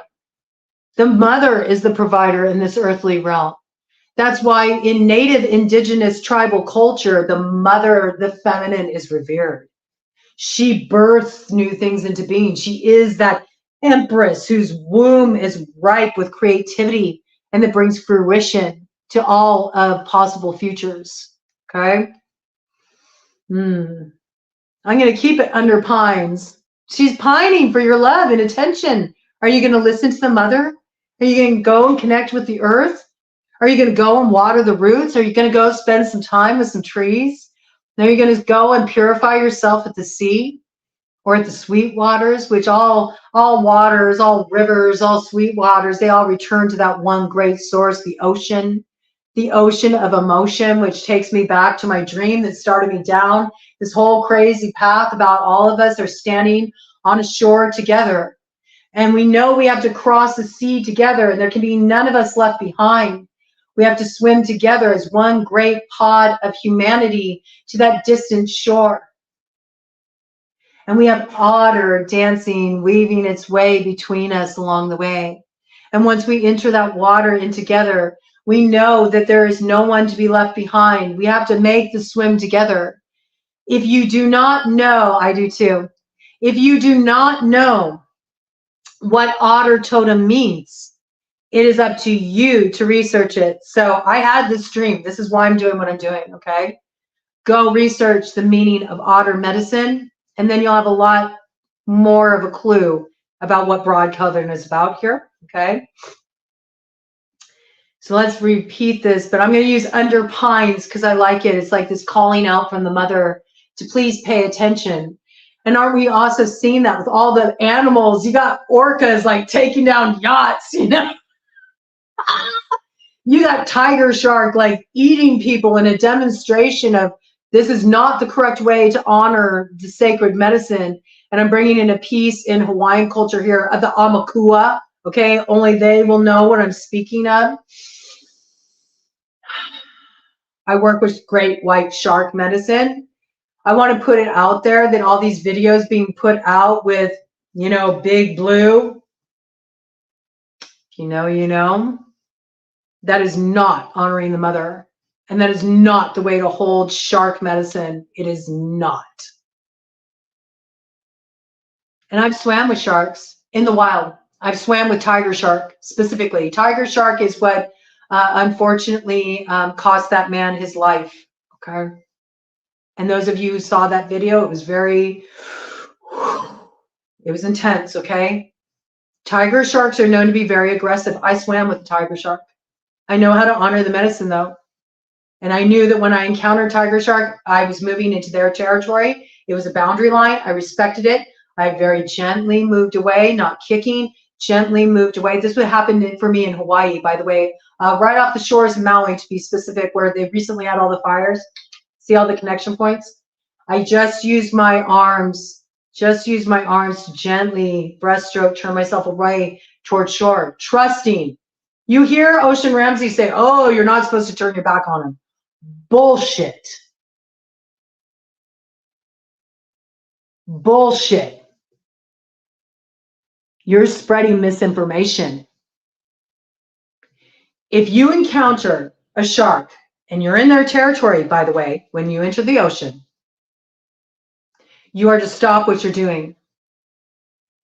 You are not to swim further because they are territorial, okay? So you are now on their turf and you're crossing a boundary. That does not mean go and pet them and go and play with them and use it as a social media opportunity, you know, to talk about what a big badass you are, because you can play with great white sharks. You can play with big blue and you can go viral for it. That is very disrespectful. You know, what you are to do is what I did. So I was snorkeling in Maui. I'd never been. Oh, it was so beautiful. I had big, giant sea turtles swim right under me with me. And there's a whole creation story around the Hawaiian Islands that involves the turtle, and turtle medicine is Mother Earth medicine. So please, you need to research that energy yourself. I'm not here to share it with you. Or go, better yet, find a Hawaiian native to share those stories with you. Find a kahuna to share those stories with you. All right, this is what we're meant to do, to really honor the stories, the traditions. So here I was swimming. I already had like this beautiful giant sea turtle swim under me. It had like red in its shell. I'd never seen anything like it. I was like, oh, this is amazing. I'm getting sentience as I'm thinking about it. It's just such a special, magical, you know, memory for me. And the water is so warm, and I saw so many beautiful sights, you know, in those waters off of Maui. And then all of a sudden come right up under me, probably about 4 feet under me. It was only like, it's probably only about 4.5, maybe 5 feet long at most. Okay. It was not a big one. It was a little one. Might have been just 4 feet. You know, I didn't have a tape measure with me. It wasn't an adult. Okay. Let's put it this way. I need to pause for a minute here. It wasn't an adult. It was a juvenile, a tiger shark. Okay. And I know they're known to be aggressive. So I immediately stopped. What was weird is I stopped and I was just floating above it. And it was about 4 feet beneath me, parallel with me. It stopped too. Now, mind you, since I've been as far back as I can remember, which is about the age of 1 year old, I've had this repeat dream come into my field anytime I need extra support. Great white shark is my life path totem. It's one of my totems. I work with a lot of fierce medicine. And I used to have this dream, and it continually comes in for me, okay? It continually comes in for me when I need it, when I need the medicine. The medicine's always in my heart. But when I need an extra boost, it'll come in. I have a great white, giant great whites, one on each side of me, flanking me. I am human, okay, by all intents and purposes, under the water with them. I have my arms wrapped around them. I can breathe under the water. And in the dream, it's a lucid dream for me. I go, of course I can breathe under the water. This is natural. And if you think about it, it is natural. You came into the world breathing the amniotic fluid in your mother's womb, okay? So it just feels so natural to me. And in the dream, I rub, I'm petting these sharks, and I'm just gliding. I'm not kicking, they're carrying me forward. I'm in between them, and I'm rubbing their sides. And I always thought it was very unusual. I didn't understand it because I expected that sharks would feel smooth. But instead, their skin didn't feel smooth. It felt like kind of, you know, like the roughness of a cat tongue. It felt like that. Now, it wasn't until just a couple years ago that I learned through watching some kind of science channel that anytime I tune in for TV or anything like that, that's all I watch. I watch educational stuff. I've been like that since I was a little kid. I hated cartoons when I was little. I didn't like TV when I was little. I liked to be outside playing in nature. And if I did watch anything, it was educational. I liked Electric Company. I liked Sesame Street. I liked Mr. Rogers. I liked Captain Kangaroo. Like, that was my jam, okay? I'm Generation Xer. Some of you might not even know what that stuff is, all right? But I like stuff that taught me something. I've always been this way. So it was only a couple years ago that I was watching some kind of educational program. It had to do with sharks. And I learned that that is how their skin feels. It's got a serrated feeling to it. And I was like, oh my gosh. It was just like such a confirmation for me. Such a beautiful confirmation for me. Okay, so here I am. I'm off the island of Maui. I'm snorkeling. Here comes this tiger shark. Swims under me, and instead, when I stopped, instead of it moving away from me or turning around and moving towards me, it just stayed with me, hovering underneath me. And I was like, okay. Now, the next thing I did, I stayed calm. At this point, when I saw the shark, I was like, I know that they're very sensitive energetically. And it's all about these glands that they have in their nose, okay? So that's why they tell you to put your hand on the nose, because if you do this, it automatically puts them in a relaxed state. Not because it's aggressive, it's because it's this gentle holding, okay? They're very sensitive to energy, all right? And that's how they detect things. It's all through these glands. And you know, they get very distressed if you're like kicking, if you're screaming, if you're agitated. So shark medicine is very similar to snake medicine. It's about stillness, quiet, settle, settle, settle, settle, settle. Okay. If you respect their medicine, they will not bother you. They won't. I know. I've had 2 encounters. 2, and one was with a much bigger shark at dusk. You know it's not a good time to be in the ocean at dusk. Yeah, it came right behind me. Woo! Brushed right behind me. Left me alone. I immediately left the water. I knew it was saying, okay, boundary time. I'm about to feast.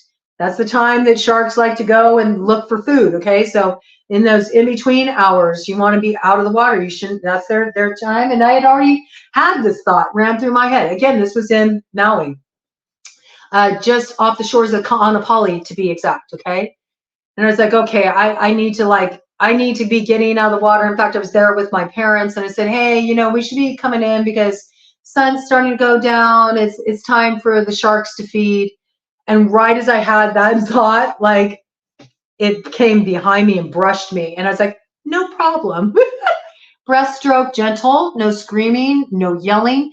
In fact, I didn't even tell my mom and dad because I didn't want them to freak out and cause disruption. So I just said, you know, we should probably go in. You know, it's starting to be that time when it's not wise to be in the water. And we all calmly left the water and everybody was fine. Okay. So I know all these things because I've studied great white sharks my whole life, and they are my favorite creature on this planet. I love them. I love them, love them. They're one of the oldest creatures on this planet. Do you recognize that? They're like dinosaur energy. You know what I'm saying? I mean, this is prehistoric energy. It's powerful medicine. And I just think they're so beautiful. Yes, they're fearsome. You know, they're ferocious. And I think there's a beauty in that too. Just such a brilliantly designed creature. So I know that as long as I respect their medicine, I'll be okay, which is really the medicine of boundaries. A lot of people struggle with boundaries, okay? I also know that the only time I'd ever really be screwed is if I'm around a bunch of sharks. Ocean Ramsey, just bringing this piece in. I just have to call it out, man. The only time that sharks will just mercilessly attack and devour someone is when they're in packs.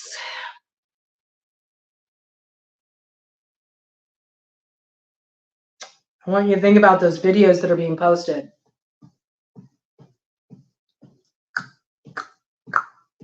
Dee nee nee nee nee nee nee nee nee nee nee nee. Nee, nee, nee, nee, nee, nee, nee, nee, nee. Dee, dee, dee, dee, dee, dee. Stop fucking swimming with Big Blue. Stop. Stop filming this shit. All of you. Stop making people think that this is okay, that it's acceptable. It is absolutely not.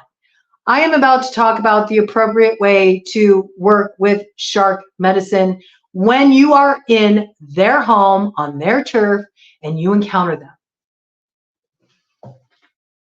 So I see tiger shark stops, and I was like, this is unusual.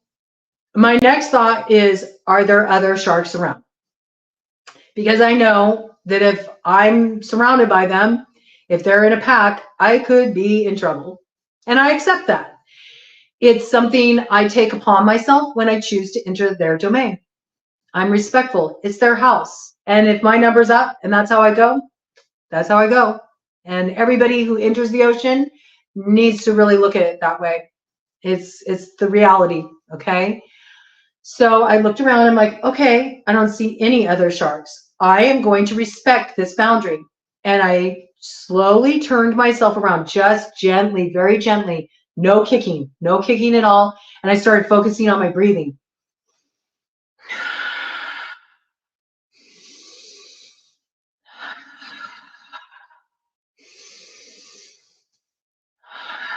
which is working with a bit of dolphin medicine.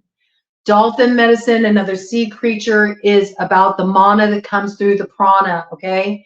Using the breath to calm, okay? This is how you need to be when you are a guest in the ocean. You are not to cause disruption. You are not to cause agitation.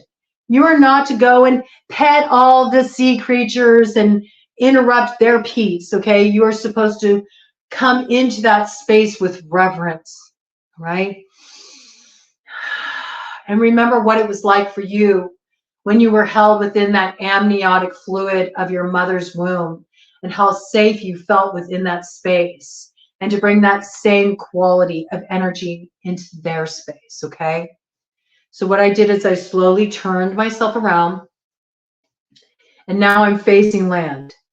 All of these experts, they will tell you on these shorts that are on YouTube, that are on every social media platform, oh, never turn your back to them. No, because the medicine of shark is perfect love and perfect trust and respect.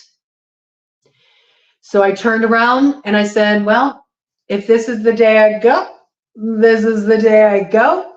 I know that I'm in their domain. I have love and respect for them. I have love and respect for their domain. And I accept, you know, that I'm taking a chance anytime I enter their territory. And I started just slowly, only breaststroke, no kicking, my way towards the shore, which was a way off, because I loved being in the ocean so much when I was in Maui that I just let myself go way out there and I would just bob all day, and it felt so healing. That warm, salty water felt just like such a cleansing, a purification, a healing for my soul.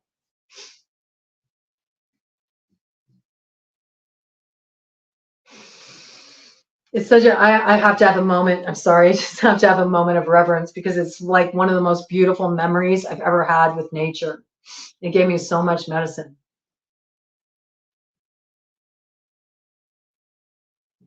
So I turn around, now I'm facing the shore and I'm a ways off. It's a long swim. And I'm still just very calmly.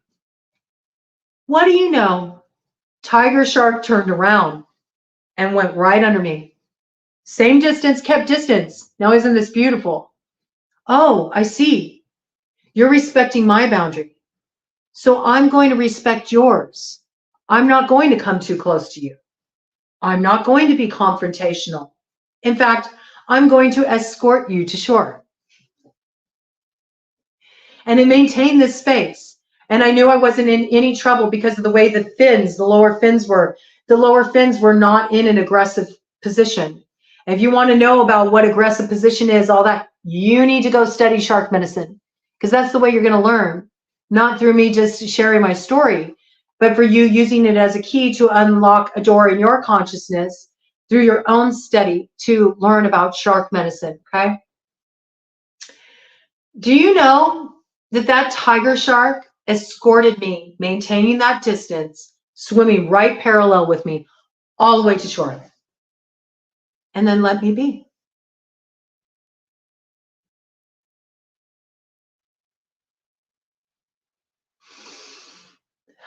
Just let that drop in your heart center a little bit.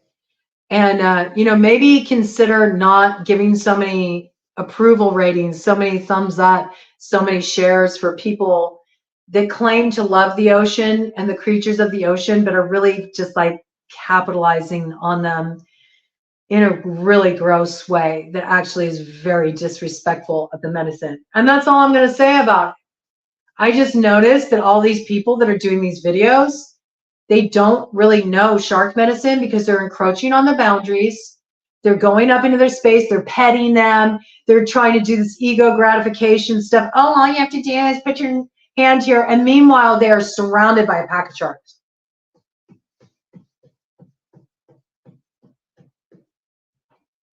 And that's all I'm going to say about it.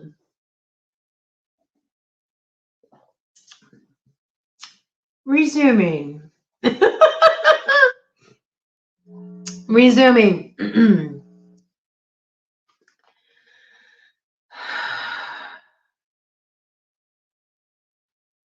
Let's start this paragraph over. I think it's important. Although the flash of stunning insight happens in an instant, it follows a complex orchestration of purification and preparation. There is genius in patience and perseverance. They are the hallmarks of nature's long game, a breathtakingly diverse creative display. When we immerse ourselves in the sacred feminine wisdom that underpines Mother Nature's rapturous creativity, we live differently. We allow ourselves to not know what is coming next, to not need to have the entire picture before we trust things are going to work out. We use our power to attune and allow rather than to direct and demand. We shift from ego to soul, and in doing so can embody our divine potential. This oracle asks you to trust in what is happening in your life. It doesn't need to make sense in order for you to benefit from it. Epsilon brainwaves are extremely slow, and their frequency is lower than conventional equipment can measure. They are indicative of the way the brain operates outside of the usual modes of thinking, as per the dictates of mass consciousness or the collective consciousness. In epsilon state, the brain reaches its lowest and slowest oscillations between 0.5 hertz and just above 0 hertz. In that place, extraordinary states of consciousness are accessed, including a pure awareness of the nature of being, the deepest levels of insight, and the regenerative bliss of spiritual emptiness. This oracle asks you to switch off and tune in, switch off from the algorithm that fuels divisory agenda, the propaganda, and tune in to the true algorithm, which is only found in the subtlety of your heart. The greater perspective you'll find can bring you tremendous peace. It is fascinating that when in super slow epsilon, the brain produces effects similar to that of the hyper gamma state and the even faster over 100 hertz oscillations of lambda brainwaves. The brain operates in the sacred feminine territory of loops and spirals rather than linear progression. And at this point of extreme polarity, there is reconnection and an experience of unity that shatters the extreme tension of disparate, that hacks the algorithm.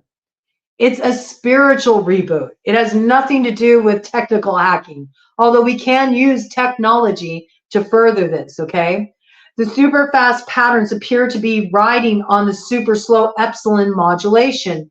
In epsilon, we find the wisdom of the yogis of India, who taught that in sitting still, we overtake those who are running. I'm going to repeat that. In sitting still, we overtake those who are running.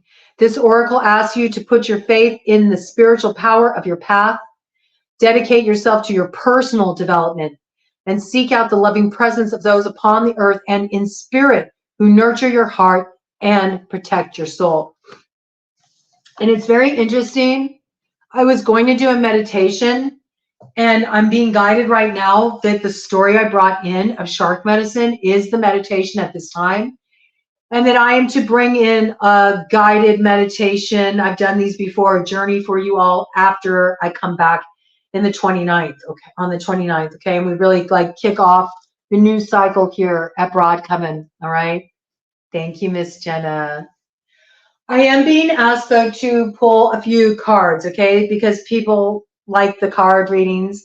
And I do want to reiterate, for those of you that still have a reading coming to you for this quest, for the Cauldron of Dagda, there's 3 signs remaining for that Supermoon series read, and that is Taurus, Gemini, and Cancer.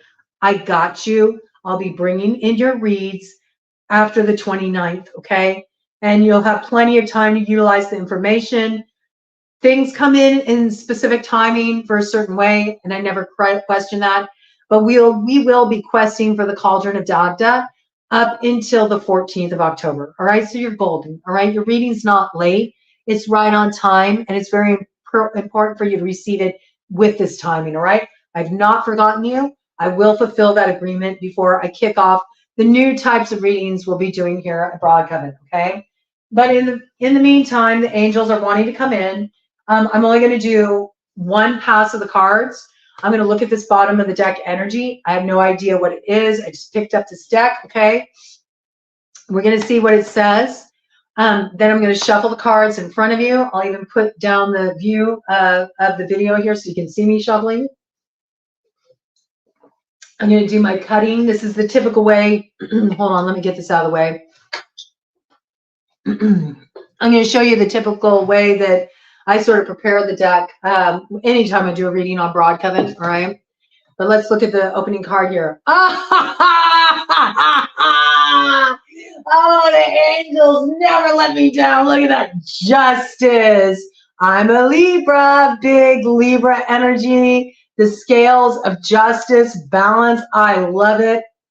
Justice, Khalil, the invocable God. Justice makes truth known in court, causes innocence to prevail. All right, spiritual court has given the verdict. Let's see what's coming in for the collective. What do the angels want the collective to know at this time? The work to be done. Well, let me show here. I hope that'll give you a good enough view. Let's see. Yes, you can see. Okay. Spirit, please show the collective what they need to know at this time to move forward in harmony with Great Spirit, in harmony with unity, in harmony with the energy of love, so we can really get this party started, build the light, bring joy back to the world. I personally feel that God and Lucifer, who used to be one of God's favorites before, he got cast out down to the earth. Lucifer means light bearer, okay? We really need light in the world. Christianity often talks about the spirit of forgiveness. Well, we got the biggest pissing contest going on right now between God and the devil. Y'all are holding up the show. When are you going to forgive each other, right? When are you going to really value that Lucifer does have a contribution? Lucifer brings forward the light. He's the light bearer. That's why we're shrouded in darkness. Ooh, I'm bringing forward spicy stuff. Two sides of the same coin. It's all one energy. It's like God, the creative, even within you, is just role playing through your earth suits, It's all just the same energy. And once you really understand this, all kinds of doors will fling open for you. You'll get the keys to the kingdom. You've had the keys all along. Oh, I realize I'm going to be activating for some people. This is what wants to come through. The cards will prove it. Justice came in, all right? The cards will prove it. I work with angels. I invoke the seraphim, all right? Ooh, see? Ooh.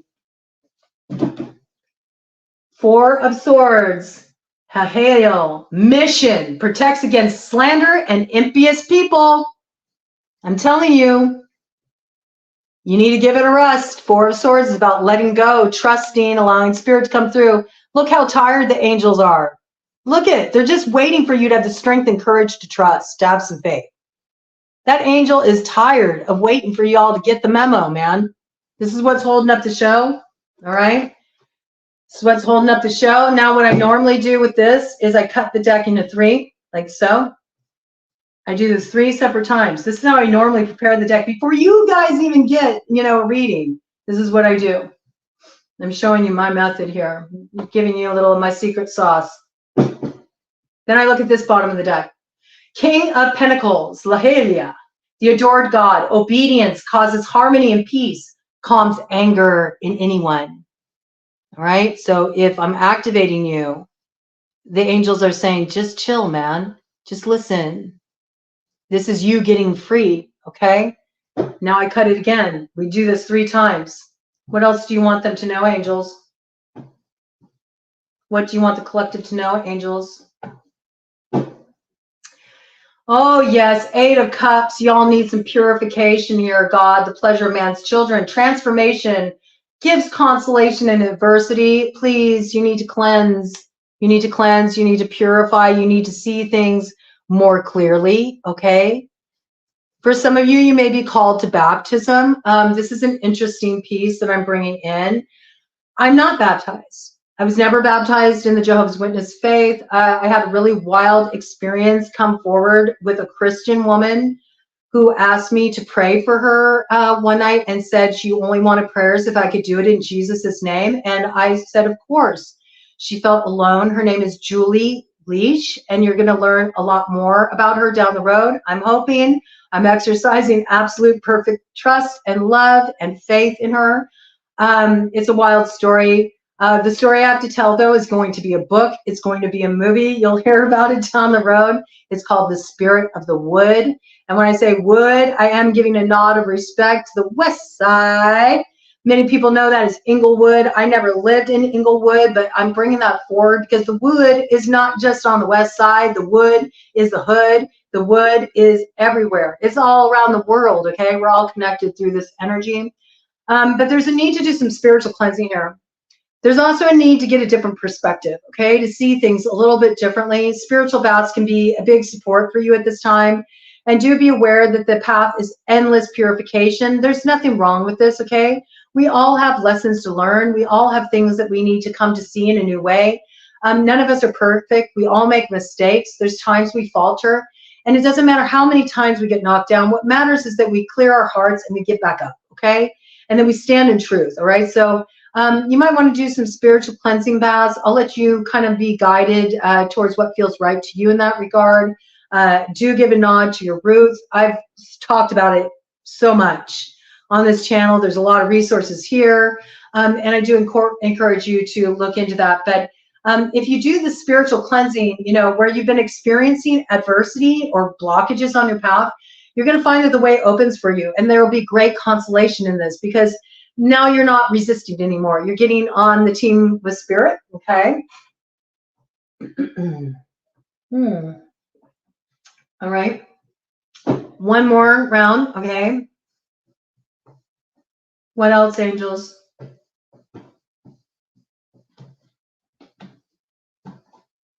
Ooh, I got like so much energy coming in right now. High Priestess. Welp. I'm evil. I'm the evil witch. That's what people have called me on YouTube. High Priestess. Do you know in the tradition of the craft, it is said a priestess makes all things sound. Y'all are caught up in what I call hot topic, hot pocket magic. Which is not true magic at all, which is not truly the path of the old ways at all. The path of the old ways is about unity. It's about honoring the earth and the cycles of nature. And it's really gotten distorted by this social media BS and people throwing around things like, oh, I'm going to cast a hex on you. I'm going to put you in a jar and all this. Everybody who's perpetuating this stuff, you're part of the problem. And it's really doing a disservice. It really is. It's very disempowering. This says, High Priestess, yeah, God, the eternal lasting success, protection from magistrates. So maybe now you'll believe me, all right? Maybe now, maybe. Do you believe me yet? Look into my eyes. What do you see? Do I seem evil to you? Do I? Open your heart. Don't get fooled by outer appearances, okay? I'm going to bring you back up here because I think I proved enough the way I work, okay? So now I'm going to do my little overhand shuffle that people always like to see. There. Yeah, I like that view a little bit better, okay? Benevolent angels of light and love, seraphim, thrones, Danu, primordial mother, mother goddess, father God. What seed of awakening do you want to plant in the Broad Coven Collective's heart for them to carry forward and work its special magic in their life from this point leading up to the 29th? when I come on again for another live and we bring Michael Jackson, Shamon, into the mix, and he'll take them there. All right. What do you want them to know? What do you want them to know, angels? I'm only going to do one pass, so whatever comes out, that's all we're getting, okay? That's all we're getting. And if nothing comes out, I'll just do a cut of the deck.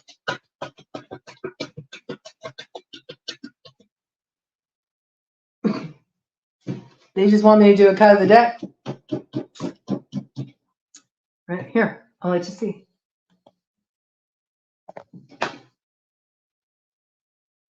All right, what's the memo? I look at both sides. I look at this side first, and then there's always a follow-up message on the other, okay?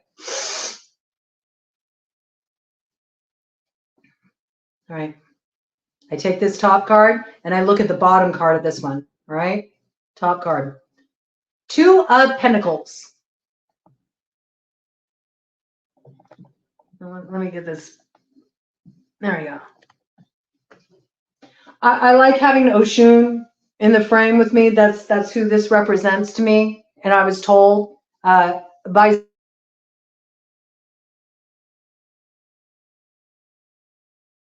I'm crowned by Oshun.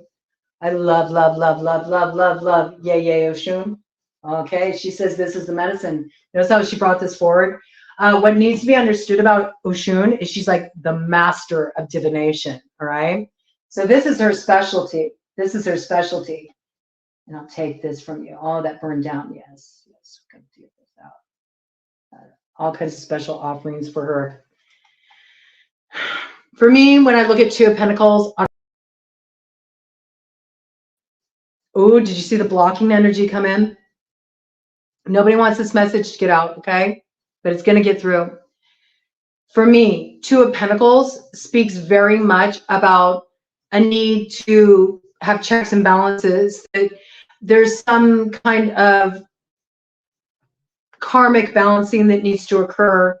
There's some kind of karmic work that needs to be done and taken accountability for in order to balance out the energies at this time.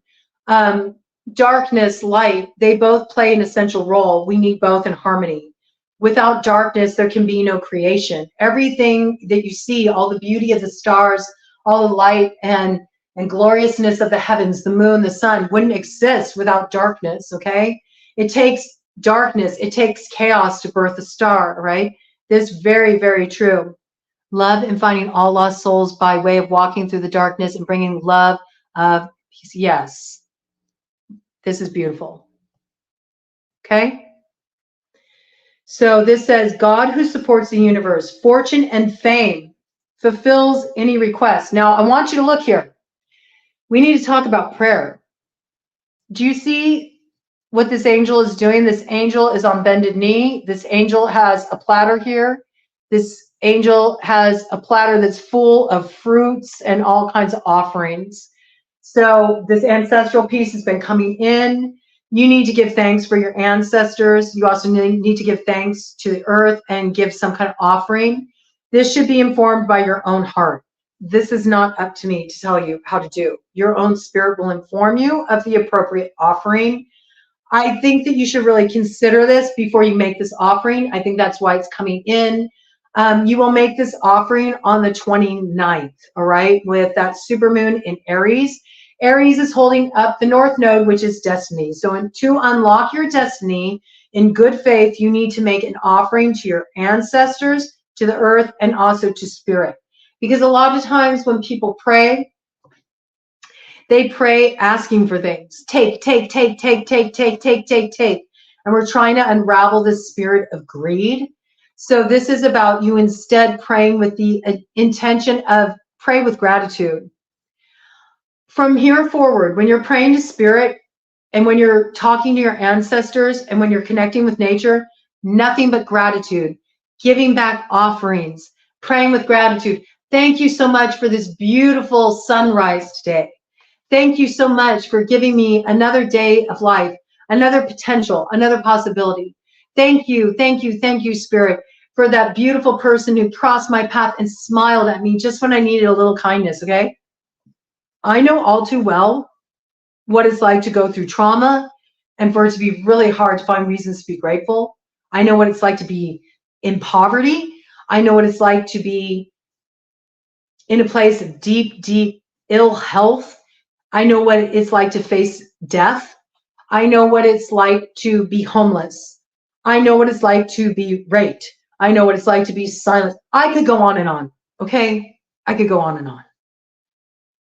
You have to find a way to keep going. And as long as you keep telling yourself the same old story about what's happened to you, oh, I like this. I like this. My light just went dark. Here comes a puffus. Trying to steal the light again, okay? Look at this. It's an egg. It's an egg light, okay? Significant. We're going to turn it back on. No. In fact, let's amplify the white light, I think. Let me change the mode. There we go. We're turning on the white light, okay? This is what we need. I'm going to just bring a little bit of this your way. All right? We need to bring some light in to counterbalance the darkness, right? We're being asked to see this right now, all right? That's why Yule, Christmas is coming early this year. There's been enough focus on the darkness. Look at those flashes of green. Green is associated with heart chakra, anahata, okay? Focus on your heart more. Focus on building the light. So from now on, when you pray, gratitude. I don't care how teeny minuscule it is. It will help build the light, and it'll help balance the karma, and it'll help restore the balance. Once you do this, look at this, fortune, fame, fulfills any request. The reason why people pray and they're like, but nothing's happening, is because you all pray from a standpoint where you're like, gimme, gimme, gimme, gimme, gimme, what about me? What about what? I'm going to put that I'm possible work, okay? I'm going to put this I'm possible work, you know, on the comments. I'm going to pin it on the comments. I think it'll help you tap into this spirit of gratitude. And in fact, I feel like this is what it's asking you to do. Everything will change for you when you do this. I'm going to leave these out. It's just like focal points for me. I'm already building the energy for us questing. I've been doing a lot just to clear out the negative energy from the gross cup. Okay, if you know, you know. If you've been here from the beginning, you know. And just kind of get the cauldron ready to really cook something nourishing for the collective, all right? And on the other side, oh, yes, you all have my back. I love you. I love my spirit team. Remember how this opened up? Justice, Libra card, five placement Libra stellium, all in the first house of Aries. Aries and Chiron in the 7th house of Libra. That's the wound of the self. I have the keys. The keys are not anything to do with me. It's spirits providing the keys just through me. I'm just a hollow bamboo. This isn't Shannon. Shannon doesn't deliver the messages. The messages come through because Shannon knows her place, gets out of the way. All right? Look what comes through. I can't make it up. Queen of Swords, quintessential Libra card. Look at that. Wielding the sword of truth. God, the hope of all the earth. Ritual and ceremony can acquire all the treasures of heaven and earth. You are being asked to do the I'm possible ritual that came in that I channeled. Gosh, I think it was like 3 or 4 months ago or something. I will find it. I will pin it in these comments. And I feel like this is it. This is the download. I'm going to put these. Oh my gosh, look what comes behind it. The Empress, another Libra card. Look at this. Look at the snake of the tree of knowledge. Look, she's holding, this angel's holding the Ace of Cups, the Holy Grail. Look at the snake is transmuting the gross cup, the original lie that is about separation. There's a real beautiful energy here. It goes very, very deep. I'm not going to go into this now because I don't want to lose people, okay? This will come in down the road. I need time for people's minds to open up a bit more before I bring more in and out, but this is the energy we're working with, all right? So before I take off, because I feel like I'm being asked to like shut this down now, and we are just about to hit 4 hours even. Does anybody have any questions or comments or anything they want to bring in? Take just a moment here.